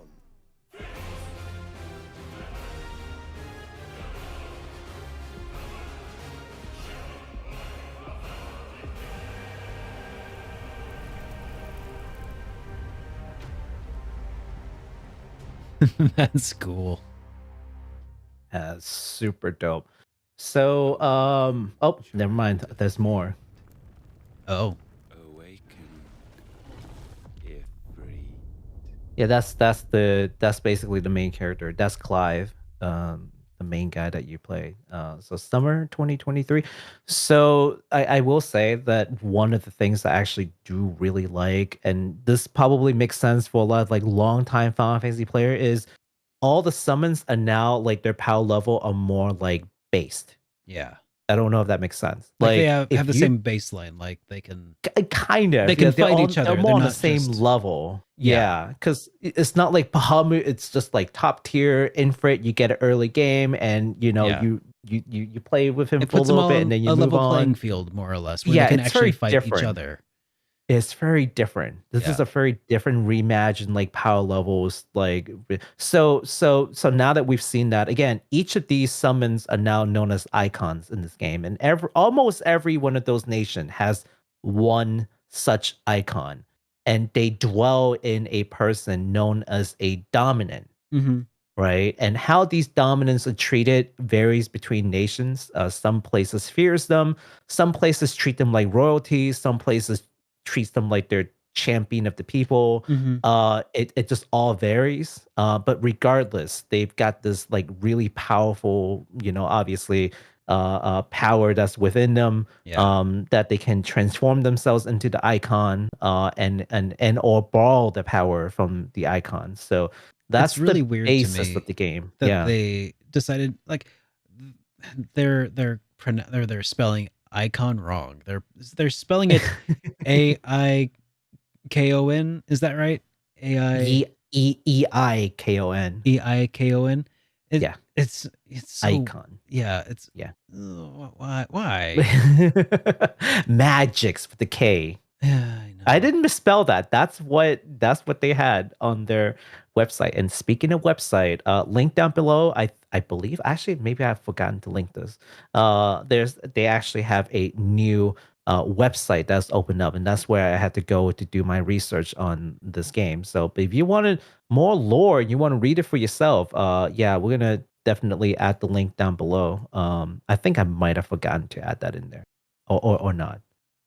All right. Nope. No, I forgot to add the link. Yeah, I'll add the link later. All right. But yeah, wow, that's Final Fantasy 16. So what are you thinking so far? I think it looks nice. The combat that they're showing off, I feel, has the same sort of weakness that Final Fantasy 15 had for me. Just looking at it, and I can't say like, oh yeah, this is, a problem, because I never played 15 yet, not yet. And that's just that it just looks so incredibly hectic and hard to follow.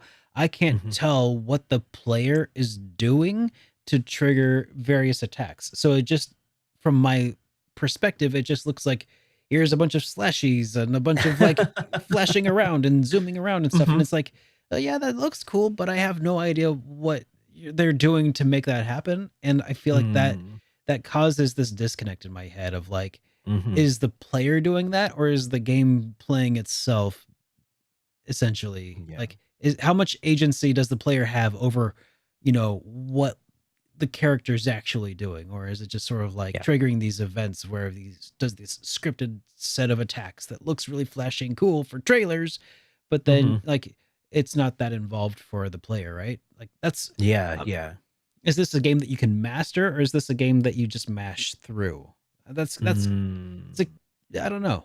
I'm curious. That's a fair, that's a fair assessment. And I mean, if I can have it my way, I'd always like games with three uh distinct difficulty. Mhm, You have the basically, you can touch a button and you just win battle one. mhm. And that's the mode that I think is suitable for people who are disabled, like and they still want to enjoy the game. Yeah, the story So mode I version. yeah, the story mode, just story mode, Mhm. basically story mode, where you just dare to just to feel the battle a little bit, but it's like very like non-involved. There's basically no gameplay. Yeah, But yeah, but it's for people with special needs, right? Let's not forget, those folks. They should be able to enjoy the games too. for sure. But then you have your normal mode, and that's what like 80% of people will play, right? Where it's challenging, it's just challenging enough, it's very well balanced. And like you said, there's some uh things that you need to master. You're not just button mashing, right? But you get a good experience out of it. And then of course there's the nightmare mode or the hard mode where the people who are Sure. like really trying to master mechanics and really challenge themselves, right? I think that's what I typically like to see as a baseline. If you Yeah. want to do additional thing, that's fine, but you should master these. I don't know whether or not, like you said, is this like a button mashing situation, or like is this just turning into a full on hack and slash at this point?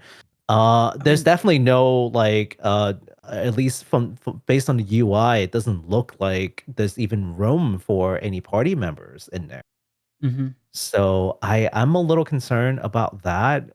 Look, if you're able to make a great game with no party members, that's fine, Yeah. right? But I'm sure a lot of people are going to be very upset that Final Fantasy with no party, I mean, because I'm we've already trying not seen what to one of them looks I like, mean, and it's not great.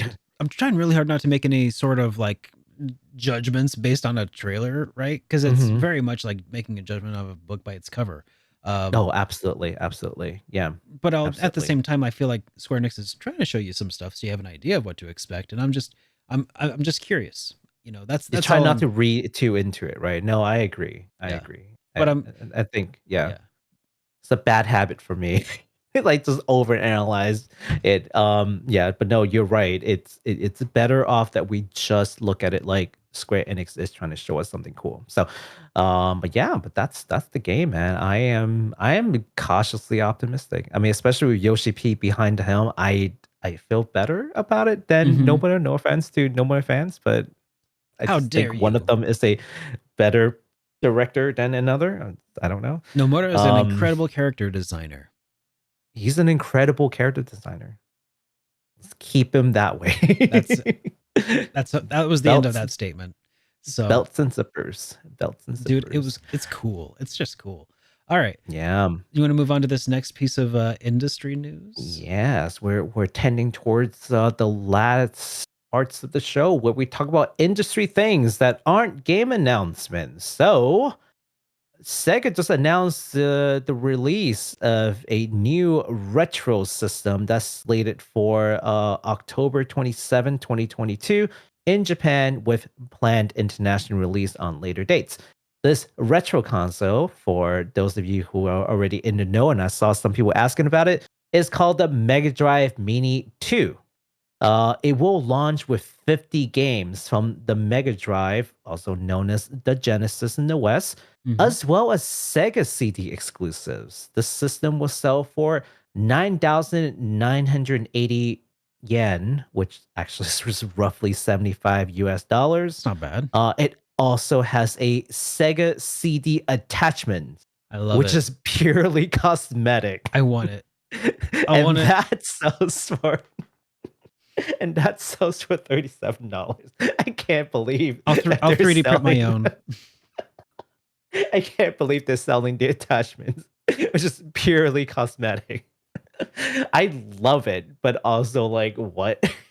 You know what? Here's the thing, guys. I love it that is optional, right? If you want to buy it, buy it. If you don't want to buy it, then don't. The games are in the main console. It's for like the super fans who just really wants that like authenticity, even if it doesn't do anything. I'll 3D print my own.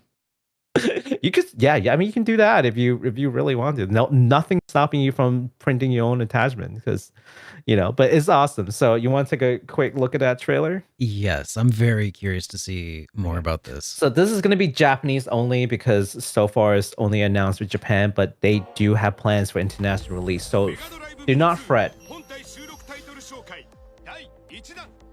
Yeah, it's the Model 2. Mega Drive Mini 2. Do you remember what look at the these reception games was to that I the never first one? played? Shining Force CD. Nice. I mean, now the games that they're announcing for this are not necessarily the games we're going to get. Speaking of Sonic, I have no idea what this is. Oh god, no, it's the dungeon crawler thing. Ah, Paparumade. I know that one. That's cute. That's racing. Wow, these are all the games that I missed growing up because I didn't have a Sega system. I played none of these. Oh yeah, this is great. Shining and the Darkness. Yeah, the Shining games. They're great. Yeah. Oh, Thunder Force. That's gonna make some people that very actually looks happy. really fun. I love these side scroll. Oh, I miss this anime. I grew up with this anime. Special content. Ooh, Fantasy Zone. That's Fantasy Zone. That's pretty rad. Yeah. Shmups fans. I are gonna love be these pretty scroll. I happy. love these scroll shooters.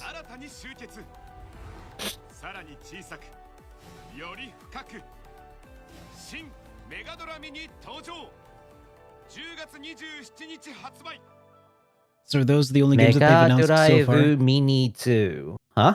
So those are the only games that they've announced so far. Yes. Actually, I think there's a slightly longer list that they have printed out. Okay. I think, yeah.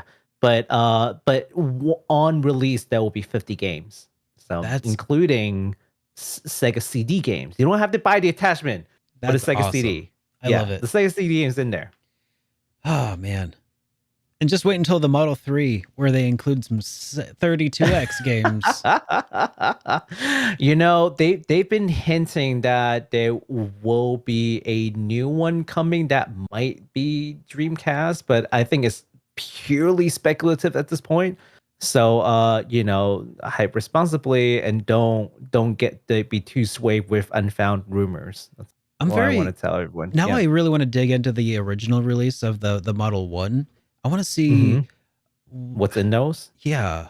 I mean, we don't have to look at that right now. I'm going to do that off camera, off stream later on. Yeah. But like that, if they're including 50 games in this one, that's incredible. Yeah, I mean that's pretty good value for if you're a collector, you want the you still want the good old days. Like that's not a bad system. I mean, yes, I wonder I if know. the controllers I are am interchangeable. That'd be right. cool. I'm sorry. I'm hearing it now. A lot of people are like Raspberry Pi, but if you want to support first party, you just want no fuzz. You don't want to build it. It's the same argument of not building your PC. Yeah. Right. You don't want to fuss with it. You just want to buy a thing that works and you like the aesthetics. Yeah, $75. Not bad. Yeah, agreed. All right. So, did you know that Summer Game Fest 2022 is returning for the third year? And it's going to be on the 9th of this month to fill a void that E3 left behind. Yes. I love that if you asked if I knew because I wrote this. I know. I was it's my attempt at a segue. So notable participants include Atlas, Bamco, Capcom, and Squeenix. You can watch this on YouTube, Twitch, Twitter, Facebook, and the kickoff is at 2 p.m. So yeah, check it out. Yes, There's going to be a 2 p.m. YouTube Eastern. link down in the description. And question, Baku, what do you hope or expect to see during this show? Man, you know, I'm really hoping to see some Final Fantasy 7 part 2 information. Now Square Enix is in here. And the reason why I think it may be possible is because you know, they had said that there going to be more information in June, and wouldn't you know it coincides with this like big old show with all these, you know, different companies there to show off some stuff. So they've already shown us like 16, and they can show 16 again. But I think it might be redundant given that like the same people who are watching this probably already watched the state of play. So, well, what's something else they can show? I mean, they can certainly show more info on Live Alive just for release, basically. And they can show more like you know, front mission. But I think the big hitter from Square Enix, if they decide to do it here, is going to be Final Fantasy VII Remake Part 2. Okay. Yeah.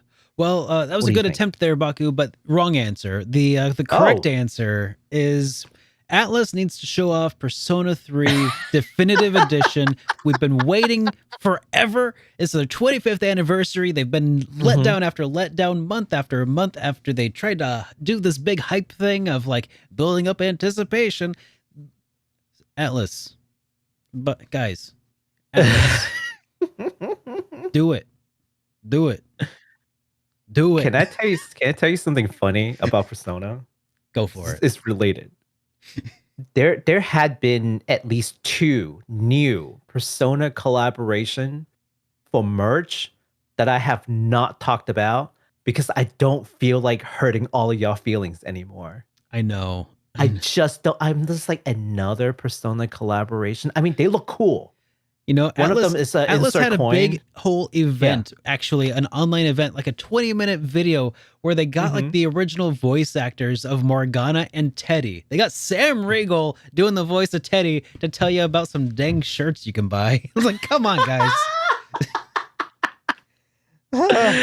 But wouldn't it be rad if, because Atlas is invited, wouldn't it be crazy if they announced Persona 6 right there on the show? Would you lose it? No. I would be No? disappointed that it's not Persona 3 Definitive Edition. They need it. I mean, okay, sure. Let's go ahead and shoe in. We know Persona 6 is eventually coming. That's not the question. Like, of course we're getting Persona 6. Did you see? Of course we are. Did you see how well Persona 5 sold and all of its derivatives? Yes, actually. Yes, it's doing well. Yeah. Persona Doing well, 6 is yes. happening. You don't even have to worry about that. It's happening. It's going to happen within the next 5 years even. I'll go that far. 5 years. Okay? Yes. That's all you need to know. You don't need Persona. Yes. You don't need Atlas to come out there and be like, here's a logo. You don't need them Because doing. they will. You don't need them they will. Yeah, they will. You don't need them pulling a dang Todd Howard showing you Elder Scrolls 6 whenever we feel like it, and they just show you a title screen. You don't need you don't need them to do that. I am not excited for that. Like it's just a matter of course at this point. Persona 3 Definitive Edition. We need it. That's the thing. And it's and the reason that we need to hear this is because that's the only thing that's still up in the air. Like what would even be in the Definitive Edition for you? Like what makes sense to be in there? Also, totally not going to call it Definitive Edition because if we know Persona, it's going to be like P3 something. It will be the Definitive Persona Edition, 3. but they're not going to call that. Yeah, they'll probably call it like Persona 3. Gosh, I would say Royal Royal Golden, Blue, what else? except Royal's already taken. So Royal's how about Persona 3 Sapphire? Whatever. Yeah, because they did Golden. They did Golden, and then they did Royal. Whatever. Pokemon's gonna have a problem with this. You're probably right. And what it's gonna have is it's gonna have 3D polygon characters, right? It's gotta have that from the PlayStation 2 releases. It's gotta have all of the what do you call this? Best? Best Best? content, Mhm, sure. Uh, mhm. some people actually do like the answer, the secondary quest, so fine, throw it in. I don't care. Mhm. I'm not playing it, but throw it in if you want to. And we have to have the female protagonist route that they introduced P3P. into Mhm. Persona Yeah. 3 Mhm. Portable. And Mhm. gosh, I don't know, throw in a soundtrack or something, and Mhm. maybe I don't know, some new Ability to control your fusions. party characters, from Yeah. P3P. Yep. That needs to happen. 100% that. Yeah. Absolutely. And obviously just make it look nice. Make it look like a new Persona title. Make it look as good as Persona 5, or make it look as good as Persona 6. You know, at that Make it point, look good. is that even a definitive edition, or is that just a complete remake at that point? It's been long enough that it would have to be a remake. Give us That's widescreen true. support. Give us widescreen support. I mean, Persona 3 came out in what, 2005? It's been going on 17 years. That's true. That's true. It is in that age range where I- they could totally do a remake of this, and it would actually make sense. I don't want them reusing the dungeon, or the engine. Tatanos? No more Tatanos, please. Like, just, No, Tartarus has to be there, but fix it. You know, that's Yeah, fix that's it. the other big Yeah. thing. Tartarus has to be a big part of it because it's central to the entire plot. But how about you make it so that Tartarus is shorter in a way that, well, like, maybe you could skip dungeons or sections more easily once you've made it through them. Add more checkpoints, more warp points throughout it. Maybe just do some like yada yada yada in between, you know, so you don't have to go through like 20 floors. Maybe you only go through like 10 floors, but it says that you've gone through 20. You know, like, just streamline it a little bit. Maybe that thing gives me like paranoia. Just PTSD, like, just thinking about it. absolutely. Mhm. Maybe some new super Um, bosses. Like, there's a Mhm. lot they could do. Like, there's some low hanging fruit that should definitely be thrown into the definitive edition. Man, you know what? P3 remake sounds actually not bad. That just sounds pretty good. And you know what? Here's the thing, right? So we have seen like higher res character models already. Mhm. You know that? Yeah, and like the fighting games and stuff. No, And the not the dancing fighting games? game. The dancing game. See, the fighting game is 2D or whatever. Right? Yeah. Like, not quite right. Well, I But mean, you was it- want like wasn't it higher Arc quality System- 3D render? Wasn't it Arc System Yeah. Works though? Like, or what? It might not have been. I'm probably making They, that up. they did, but it's still like 2D, like fighter sprites. It's not Okay. quite It's what not- you're thinking. It's not like what they Yeah, did with it's- other games where it's actually 3D but looks really 2D. Okay. I mean, yeah, it's not like a Soul Hacker 2 or yeah, it's definitely not that. That's definitely not that. Yeah. But if you want something more like Soul Hacker 2 or Persona 5, like, just no further than looking at the dancing game and Mhm. look at those models and imagine that being the RPG game model. Like, I could totally see it. Yeah. I can totally see it. It looks, and it's gonna look great. So yeah. Anything else you're expecting to see at the show, or you want to see at the show? No. Okay, actually, yes. That's your wish list.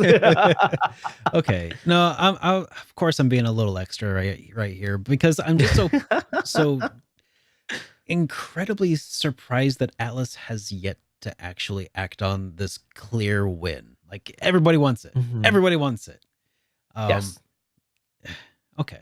Well, so I guess who else is going to be there? There's Bamco, Capcom, Breath of Fire 6 obviously. Of course they've already made a Breath of Fire 6, but we're going to pretend that didn't happen. So just give us a real Breath of Fire. Just call it real Breath. Breath of Fire. Just call it Breath of Fire. Yeah, that's Bamco. What if Probably they the did new a One Breath of Fire Piece. remake? Show off more One Piece, maybe. I'm not really sure Yeah. what I would also expect. Maybe, I mean, the new Tales game has come out recently enough that I don't think they're going to announce a new one. Yeah. No. Well, actually, yeah. maybe. Maybe. I'm expecting them to show more Gundam games. They had the whole Gundam thing, but like, Yeah. I think that didn't have like as much reach as like State of Play. So I'm fully expecting Bandai Namco to show more Gundam stuff. You know what I'd really like to see from Atlas? Catherine 2. Ooh. A second game from the Catherine, like make it a series. I don't know how they would do it, but like I really enjoyed the first Catherine game. It was really fun and really challenging. The story was actually really good. Capcom, probably more Monster Hunter stuff, if I can be perfectly honest. Probably Monster Hunter Rise, Yeah. stuff. Yeah, but it'd be nice if they do like the Monster Hunter story, like maybe a new one from there. So that would be. How So, about yeah. some Final Fantasy IX animation? Or Is that what they're waiting on? Is that what they're waiting on for this show to Final maybe they Fantasy IX decided, hey, animation? wait, we don't have an E3 this year, so we're gonna go and do this thing at Vegas. And then someone's like, wait, stop. That's a terrible Stop it. idea. somebody at the last minute pulled the plug and said, okay, we're doing it at this other thing. It's not E3, but it's way closer than Vegas IP showcase, whatever the F. You know what? Listen, I know you're just pulling that out, but that's not crazy. That may very well have, because you know what? As of today, when I was looking to see if there are news on that, still radio silent. Yeah, maybe that's it. Nothing. No maybe we leaks. cracked the code. Yeah, maybe. I mean, we were right about Trinity Trigger. I could be More right or about less. this too. Maybe. Yeah, Maybe. You heard it here first. Maybe you did hear it here first. All right. All right. So, ex Final Fantasy brand manager Shinji Hashimoto retires from Square Enix after 27 years of service.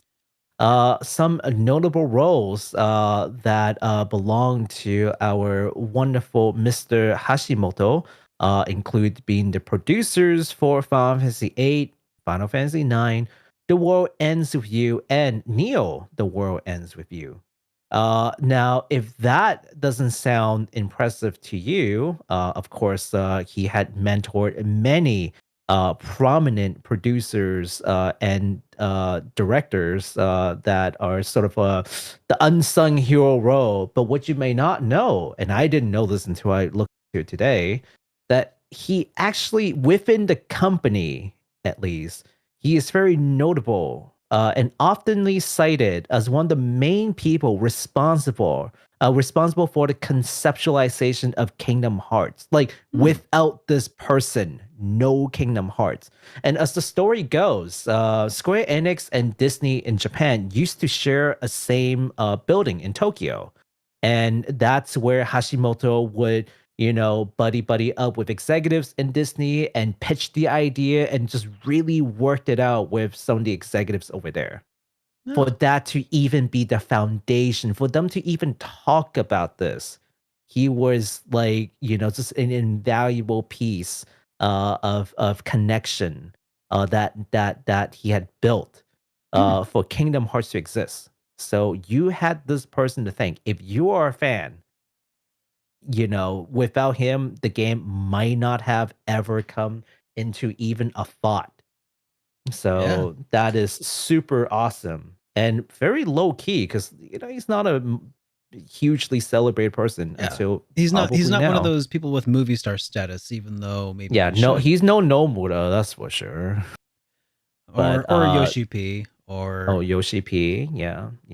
But definitely super influential, definitely a legend. So he will be missed. Yeah.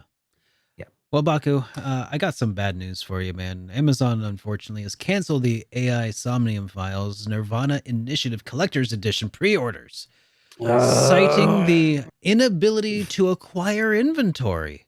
Now, Spike Chunsoft tweeted about the issue only affecting Amazon and seemingly is baffled by the situation for whatever reason.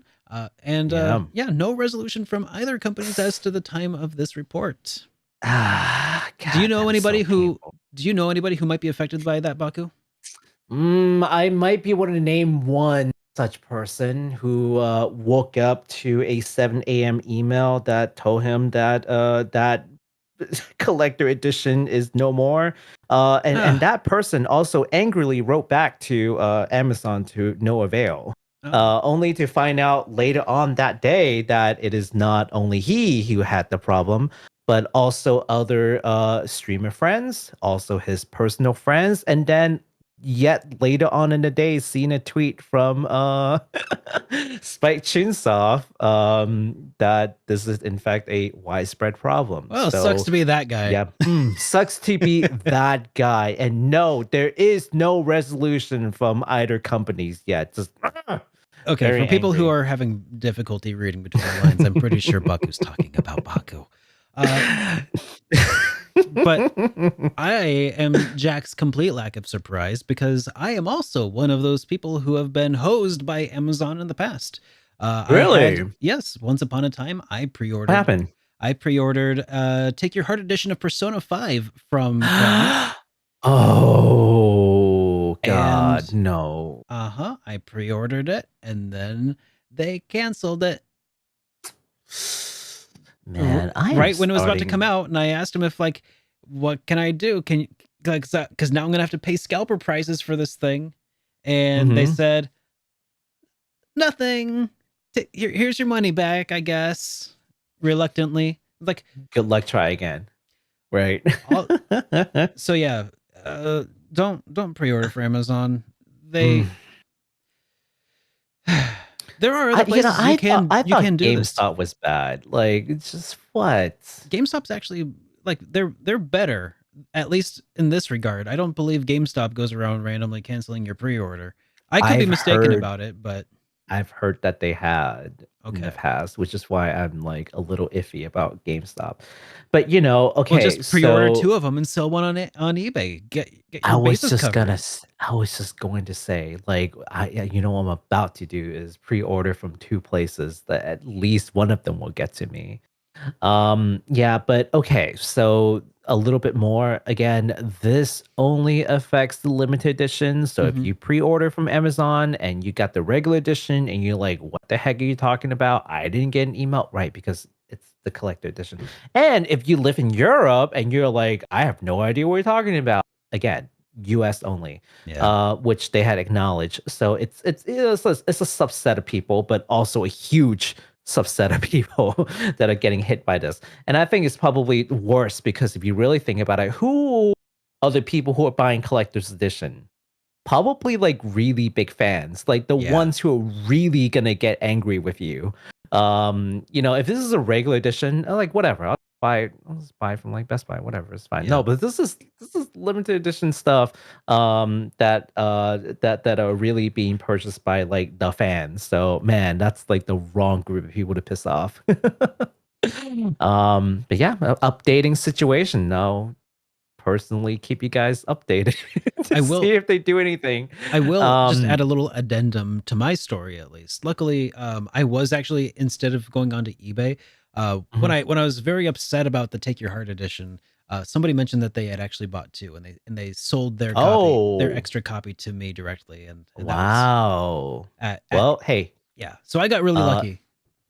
But- if any of you guys watching right now got an extra copy, If you did the buy Wink. 2 or pre-order 2, and you know, yeah, if you're smart enough to Wink. do that, let Baku know. just to finish off the story. So Oh, yeah, I I wrote a tweet.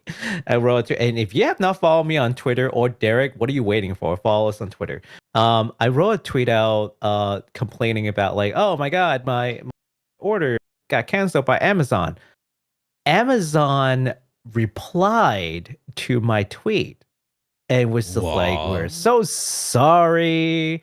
You know, this unfortunately happens sometimes. And you know, you know, what you need to do is order again when the product's available. I'm like, if the product is ever available, why don't you just keep me on the list and tell me it will be delayed? I just don't understand the rationale of telling me to order again. But the crazy thing is just that Amazon has that kind of resource. That sounds instead more like a generic response when you said that Amazon canceled your order because something was out of stock. Somebody who doesn't even know what the heck a collector's edition is just thinking, oh, just order again when it comes back into stock, because collector's editions constantly, you know, they don't know that it's a Constantly one-time replenish. deal. They don't know or care. I truly understand the frustration was one of the messages that got sent to me. They sent me a total of 3 messages.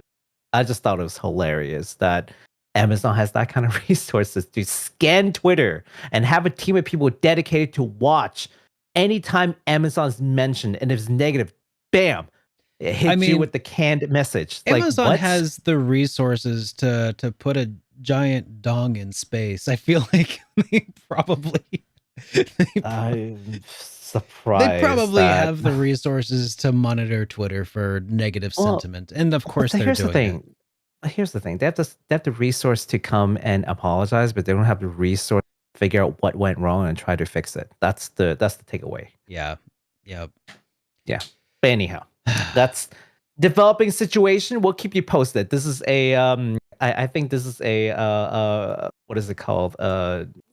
Exclusive reporting. I didn't see this in any other any other publication. Hey, there you go. Now you know. Alrighty. So the last piece of news that we've got for you is a merch drop. And this is for all you music lovers out there. Square Enix will be releasing a new album called Modulation, a Final Fantasy album arranged by none other than our favorite composer, Nobuo Uematsu. This 10 tracks album will be available in November 9th, 2022, but it is immediately available for pre-order through the Square Enix store in your local region. I've included a link in the bottom in the description if you want to check out the track list and what have you and see if there's something that you might be interested in. I love Final Fantasy like arrangements. I love their music. So I probably will be getting this and then rip it off and then put it on my phone so I can listen to my car. But hey, if you are in a similar situation, really like these tunes arranged with like full orchestra, probably. I actually don't know what to expect. I don't know because Uematsu likes to do like these sort of like rock rendition too. So I don't actually know what it means by arranged by Nobuo Uematsu, but we shall see. $55. Oh, there's also a vinyl version too. That's the vinyl. That's what I'm looking at. Yeah. Well, I mean, with $50 for vinyl, it's not bad, right? Vinyls are like expensive. I mean, vinyls are expensive. They can be. Aren't there like vinyls that are like $200 each and they're like new? They're not even like saying it's just $200 like for no reason. Yeah, I mean, I guess like the Persona collection of vinyl was like $200 for a set of like 8 vinyls. Oh, never mind. That's 8 of them. But still, yeah, like, this is one disc. Yeah, one record with 10 songs on it total on front and back. Right? Jeez, that's a little pricey. $55. Yeah, that's gonna be a maybe from me, dog. Well, you know what? I think. Yeah, I think it may be available. Like, I think preview is available on Apple Music, so maybe check that out first and see if it's something that you like. Maybe it's really good. And you just gotta have it once you hear it. I don't know. All right. Well, hey, Baku. Before we wind down, what are you doing these days? And where can people find you? What are you doing? So, Xenoblade Chronicles 3 got bumped 2 months up, and I am in a hurry to finish Xenoblade 1 because I never played it. So I am currently in chapter 15, I think, out of 17 chapters, and also there's the after story. So I don't know when I'm going to finish that, but that's why I'm streaming right now. I'd love to tell you my streaming days, but my schedule is changing this month, and I don't know how it's going to play out. But hey, listen, again, Twitter, follow the Twitter. You'll get our times whenever we stream. That goes for me and Derek. Yeah, if you want to come by and hang out in twitch.tv/BakusanJRPG, right down there in the description. Just come hang out and watch some Xenoblade. How about you, Derek? What are you doing? Well, I actually just put out a review. Well, not a review, but a first impressions video, rather, talking about my time with Eiyuden Chronicles. Rising, that is. I heard it was good. I'm actually still playing it. I normally, like, when I put one of these out, I plan on playing like 5, 6, 7 hours, and then like put out the video, and then just put it back. I'm still playing though, and I'm about 20 hours in. Wow. I'm about 20 hours in because I'm legitimately kind of addicted to the gameplay loop. It's not for Wow. everybody. It is fetch quest the game, but I like it, and it's weird. So yeah, check out the impressions if you want more information about it. See if it's maybe something you're interested in. Over on Twitch, though, every Monday, Wednesday, and Friday at 6 p.m. Central, I play through different stuff, and right now I'm playing through Chrono Cross, and I think I'm about maybe 60% of the way through.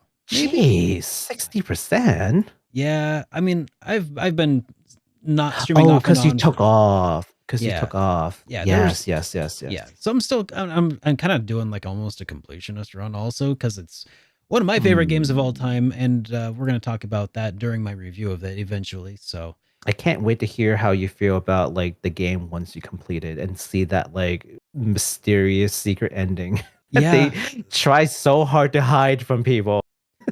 we'll find out. Find out Oh. next time. But in the meantime, though, Baku, we have some super chats that we need to be taking a quick look at and responding to. Oh my god, I almost forgot the super chat's a thing. That is a thing, indeed. So, first one we got here comes from our good friend Naticus, who says, Hey. "Oh, hey, I'm here from the start. I have a burning question." He says, "Why am I on fire? How do I stop it? Oh God, the pain. Why?" Well, Oh jeez. well, It depends on what kind of fire it is. Okay, if it's an oil fire, or if it's an alcohol fire, or if it's a forest fire. yeah. It just really depends on what kind of fire it is. You really got to be more specific. Tell you what, if you send in another super chat to tell us what kind of fire it is, I will tell you how to put it out.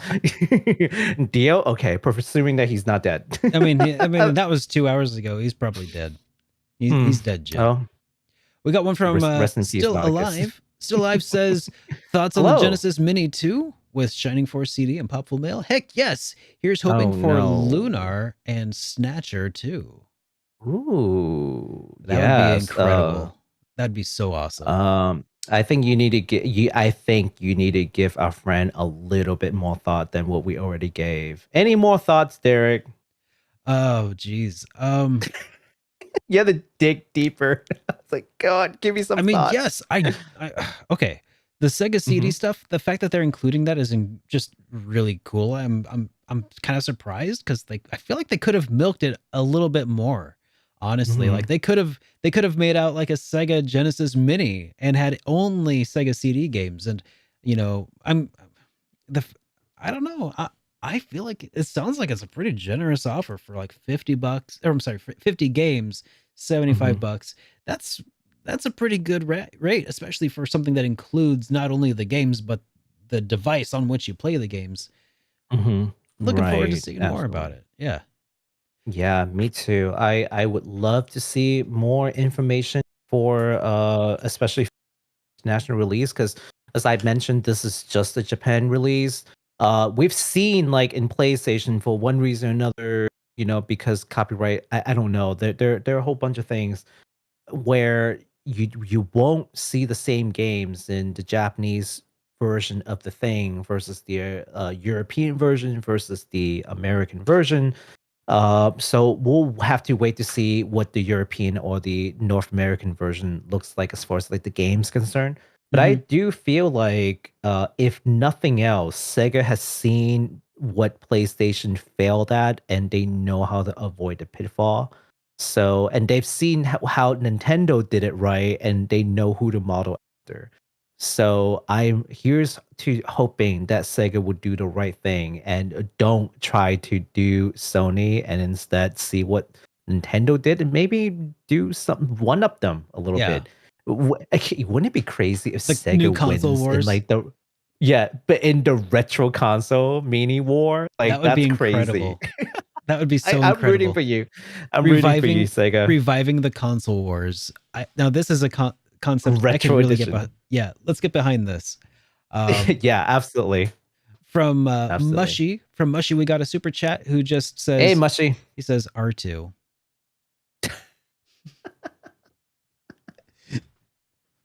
Aw. Baku's blushing. Woo-woo. Oh my god! I just got this really lewd image of just two hands touching. It's just god. Wait, look. Okay, you know what? Listen, How we've lewd? talked about it, right? Like I was really hoping that this show will be PG-13 and just oh god, this impurity Mm. is just wow. Okay, we got kids watching this. We're talking about hand holding. Ah, the nerve of the super chatter. Oh my gosh. But Oh my also thank you. gosh. And we got one from Bring Back Fluffy Dogs again, who says the Final Fantasy XVI trailer footage reminds me of some of the single player cutscenes instances from Final Fantasy XIV that often had unique, limited combat options. I'm hoping that there's some traditional 3/4, or I'm sorry, not 3/4, but 3 to 4 party in normal gameplay. So now, as somebody who has not That's played interesting. any Final Fantasy XIV, I'm not really sure what that might mean. But Mhm. I mean, to be brutally honest, I should take a look at 14 at some point. I got lots of people telling me I should, but maybe we'll get there at some point. But being from Yoshi P, who directed both, that sounds very possible. You know? Oh, yeah. I never really thought about it like that. I mean, mostly because I haven't played FF14 myself either, but I've seen it played. Mhm. So I kind of know what you're talking about. Again, just what Derek said, like try not to read too much into it, but I kind of don't think that multiplayer, like it's, well, not multiplayer, but multiple characters is in the books for this one. Well, Just maybe not. yeah, it's really hard. But if it did, I mean, I can point out two elements why I don't think it's happening. But if it did, it might be kind of cool if you can recruit dominants from different nations to join your party, and some dominants would just be evil and just won't join you. Other ones might, right? And you just don't know who would and who wouldn't. I know that that's probably not how it's going to play out. And again, I can point to the UI element as to why that's probably not going to be the case. But if they did, that might be one good way to, go about it. Because if you have a dominant in your party, which is Clive, who would be on the same like power level who can act as like a good companion? Probably other dominants, right? So I think that would be like a no-brainer thing, but Maybe that might be too much of a no-brainer But that I mean, they're like, gonna avoid. you can't have nothing but dominance. You got to have some subs in there too. Damn it! Okay, you know what? Never mind. It's your channel, buddy. All right, this PG-13. What happened? And on that terrible bombshell. Thank you so much, guys, for joining us this evening. It has been a pleasure to stream for you and to relay the news. If you guys listen at a later time on different podcasting platforms of your preference, please do be sure to do whatever you can to give us a like or a thumbs up or whatever it is on all the various other places. But if you're here now and if you're watching live, thank you. It's been good to have a good little stream with y'all. And I hope to see you guys in the next one. Until then, have a great week. And Baku, any closing thoughts from you, sir? Man, I'm hoping that we don't run out of announcement this week, and I actually have something to write about next week. Please don't let it be like super rich in games, and then next week just like nothing. I would be really mad. If it is, we'll figure something out. All right, guys. We'll figure something out. Have a great night, everybody. Take care, y'all.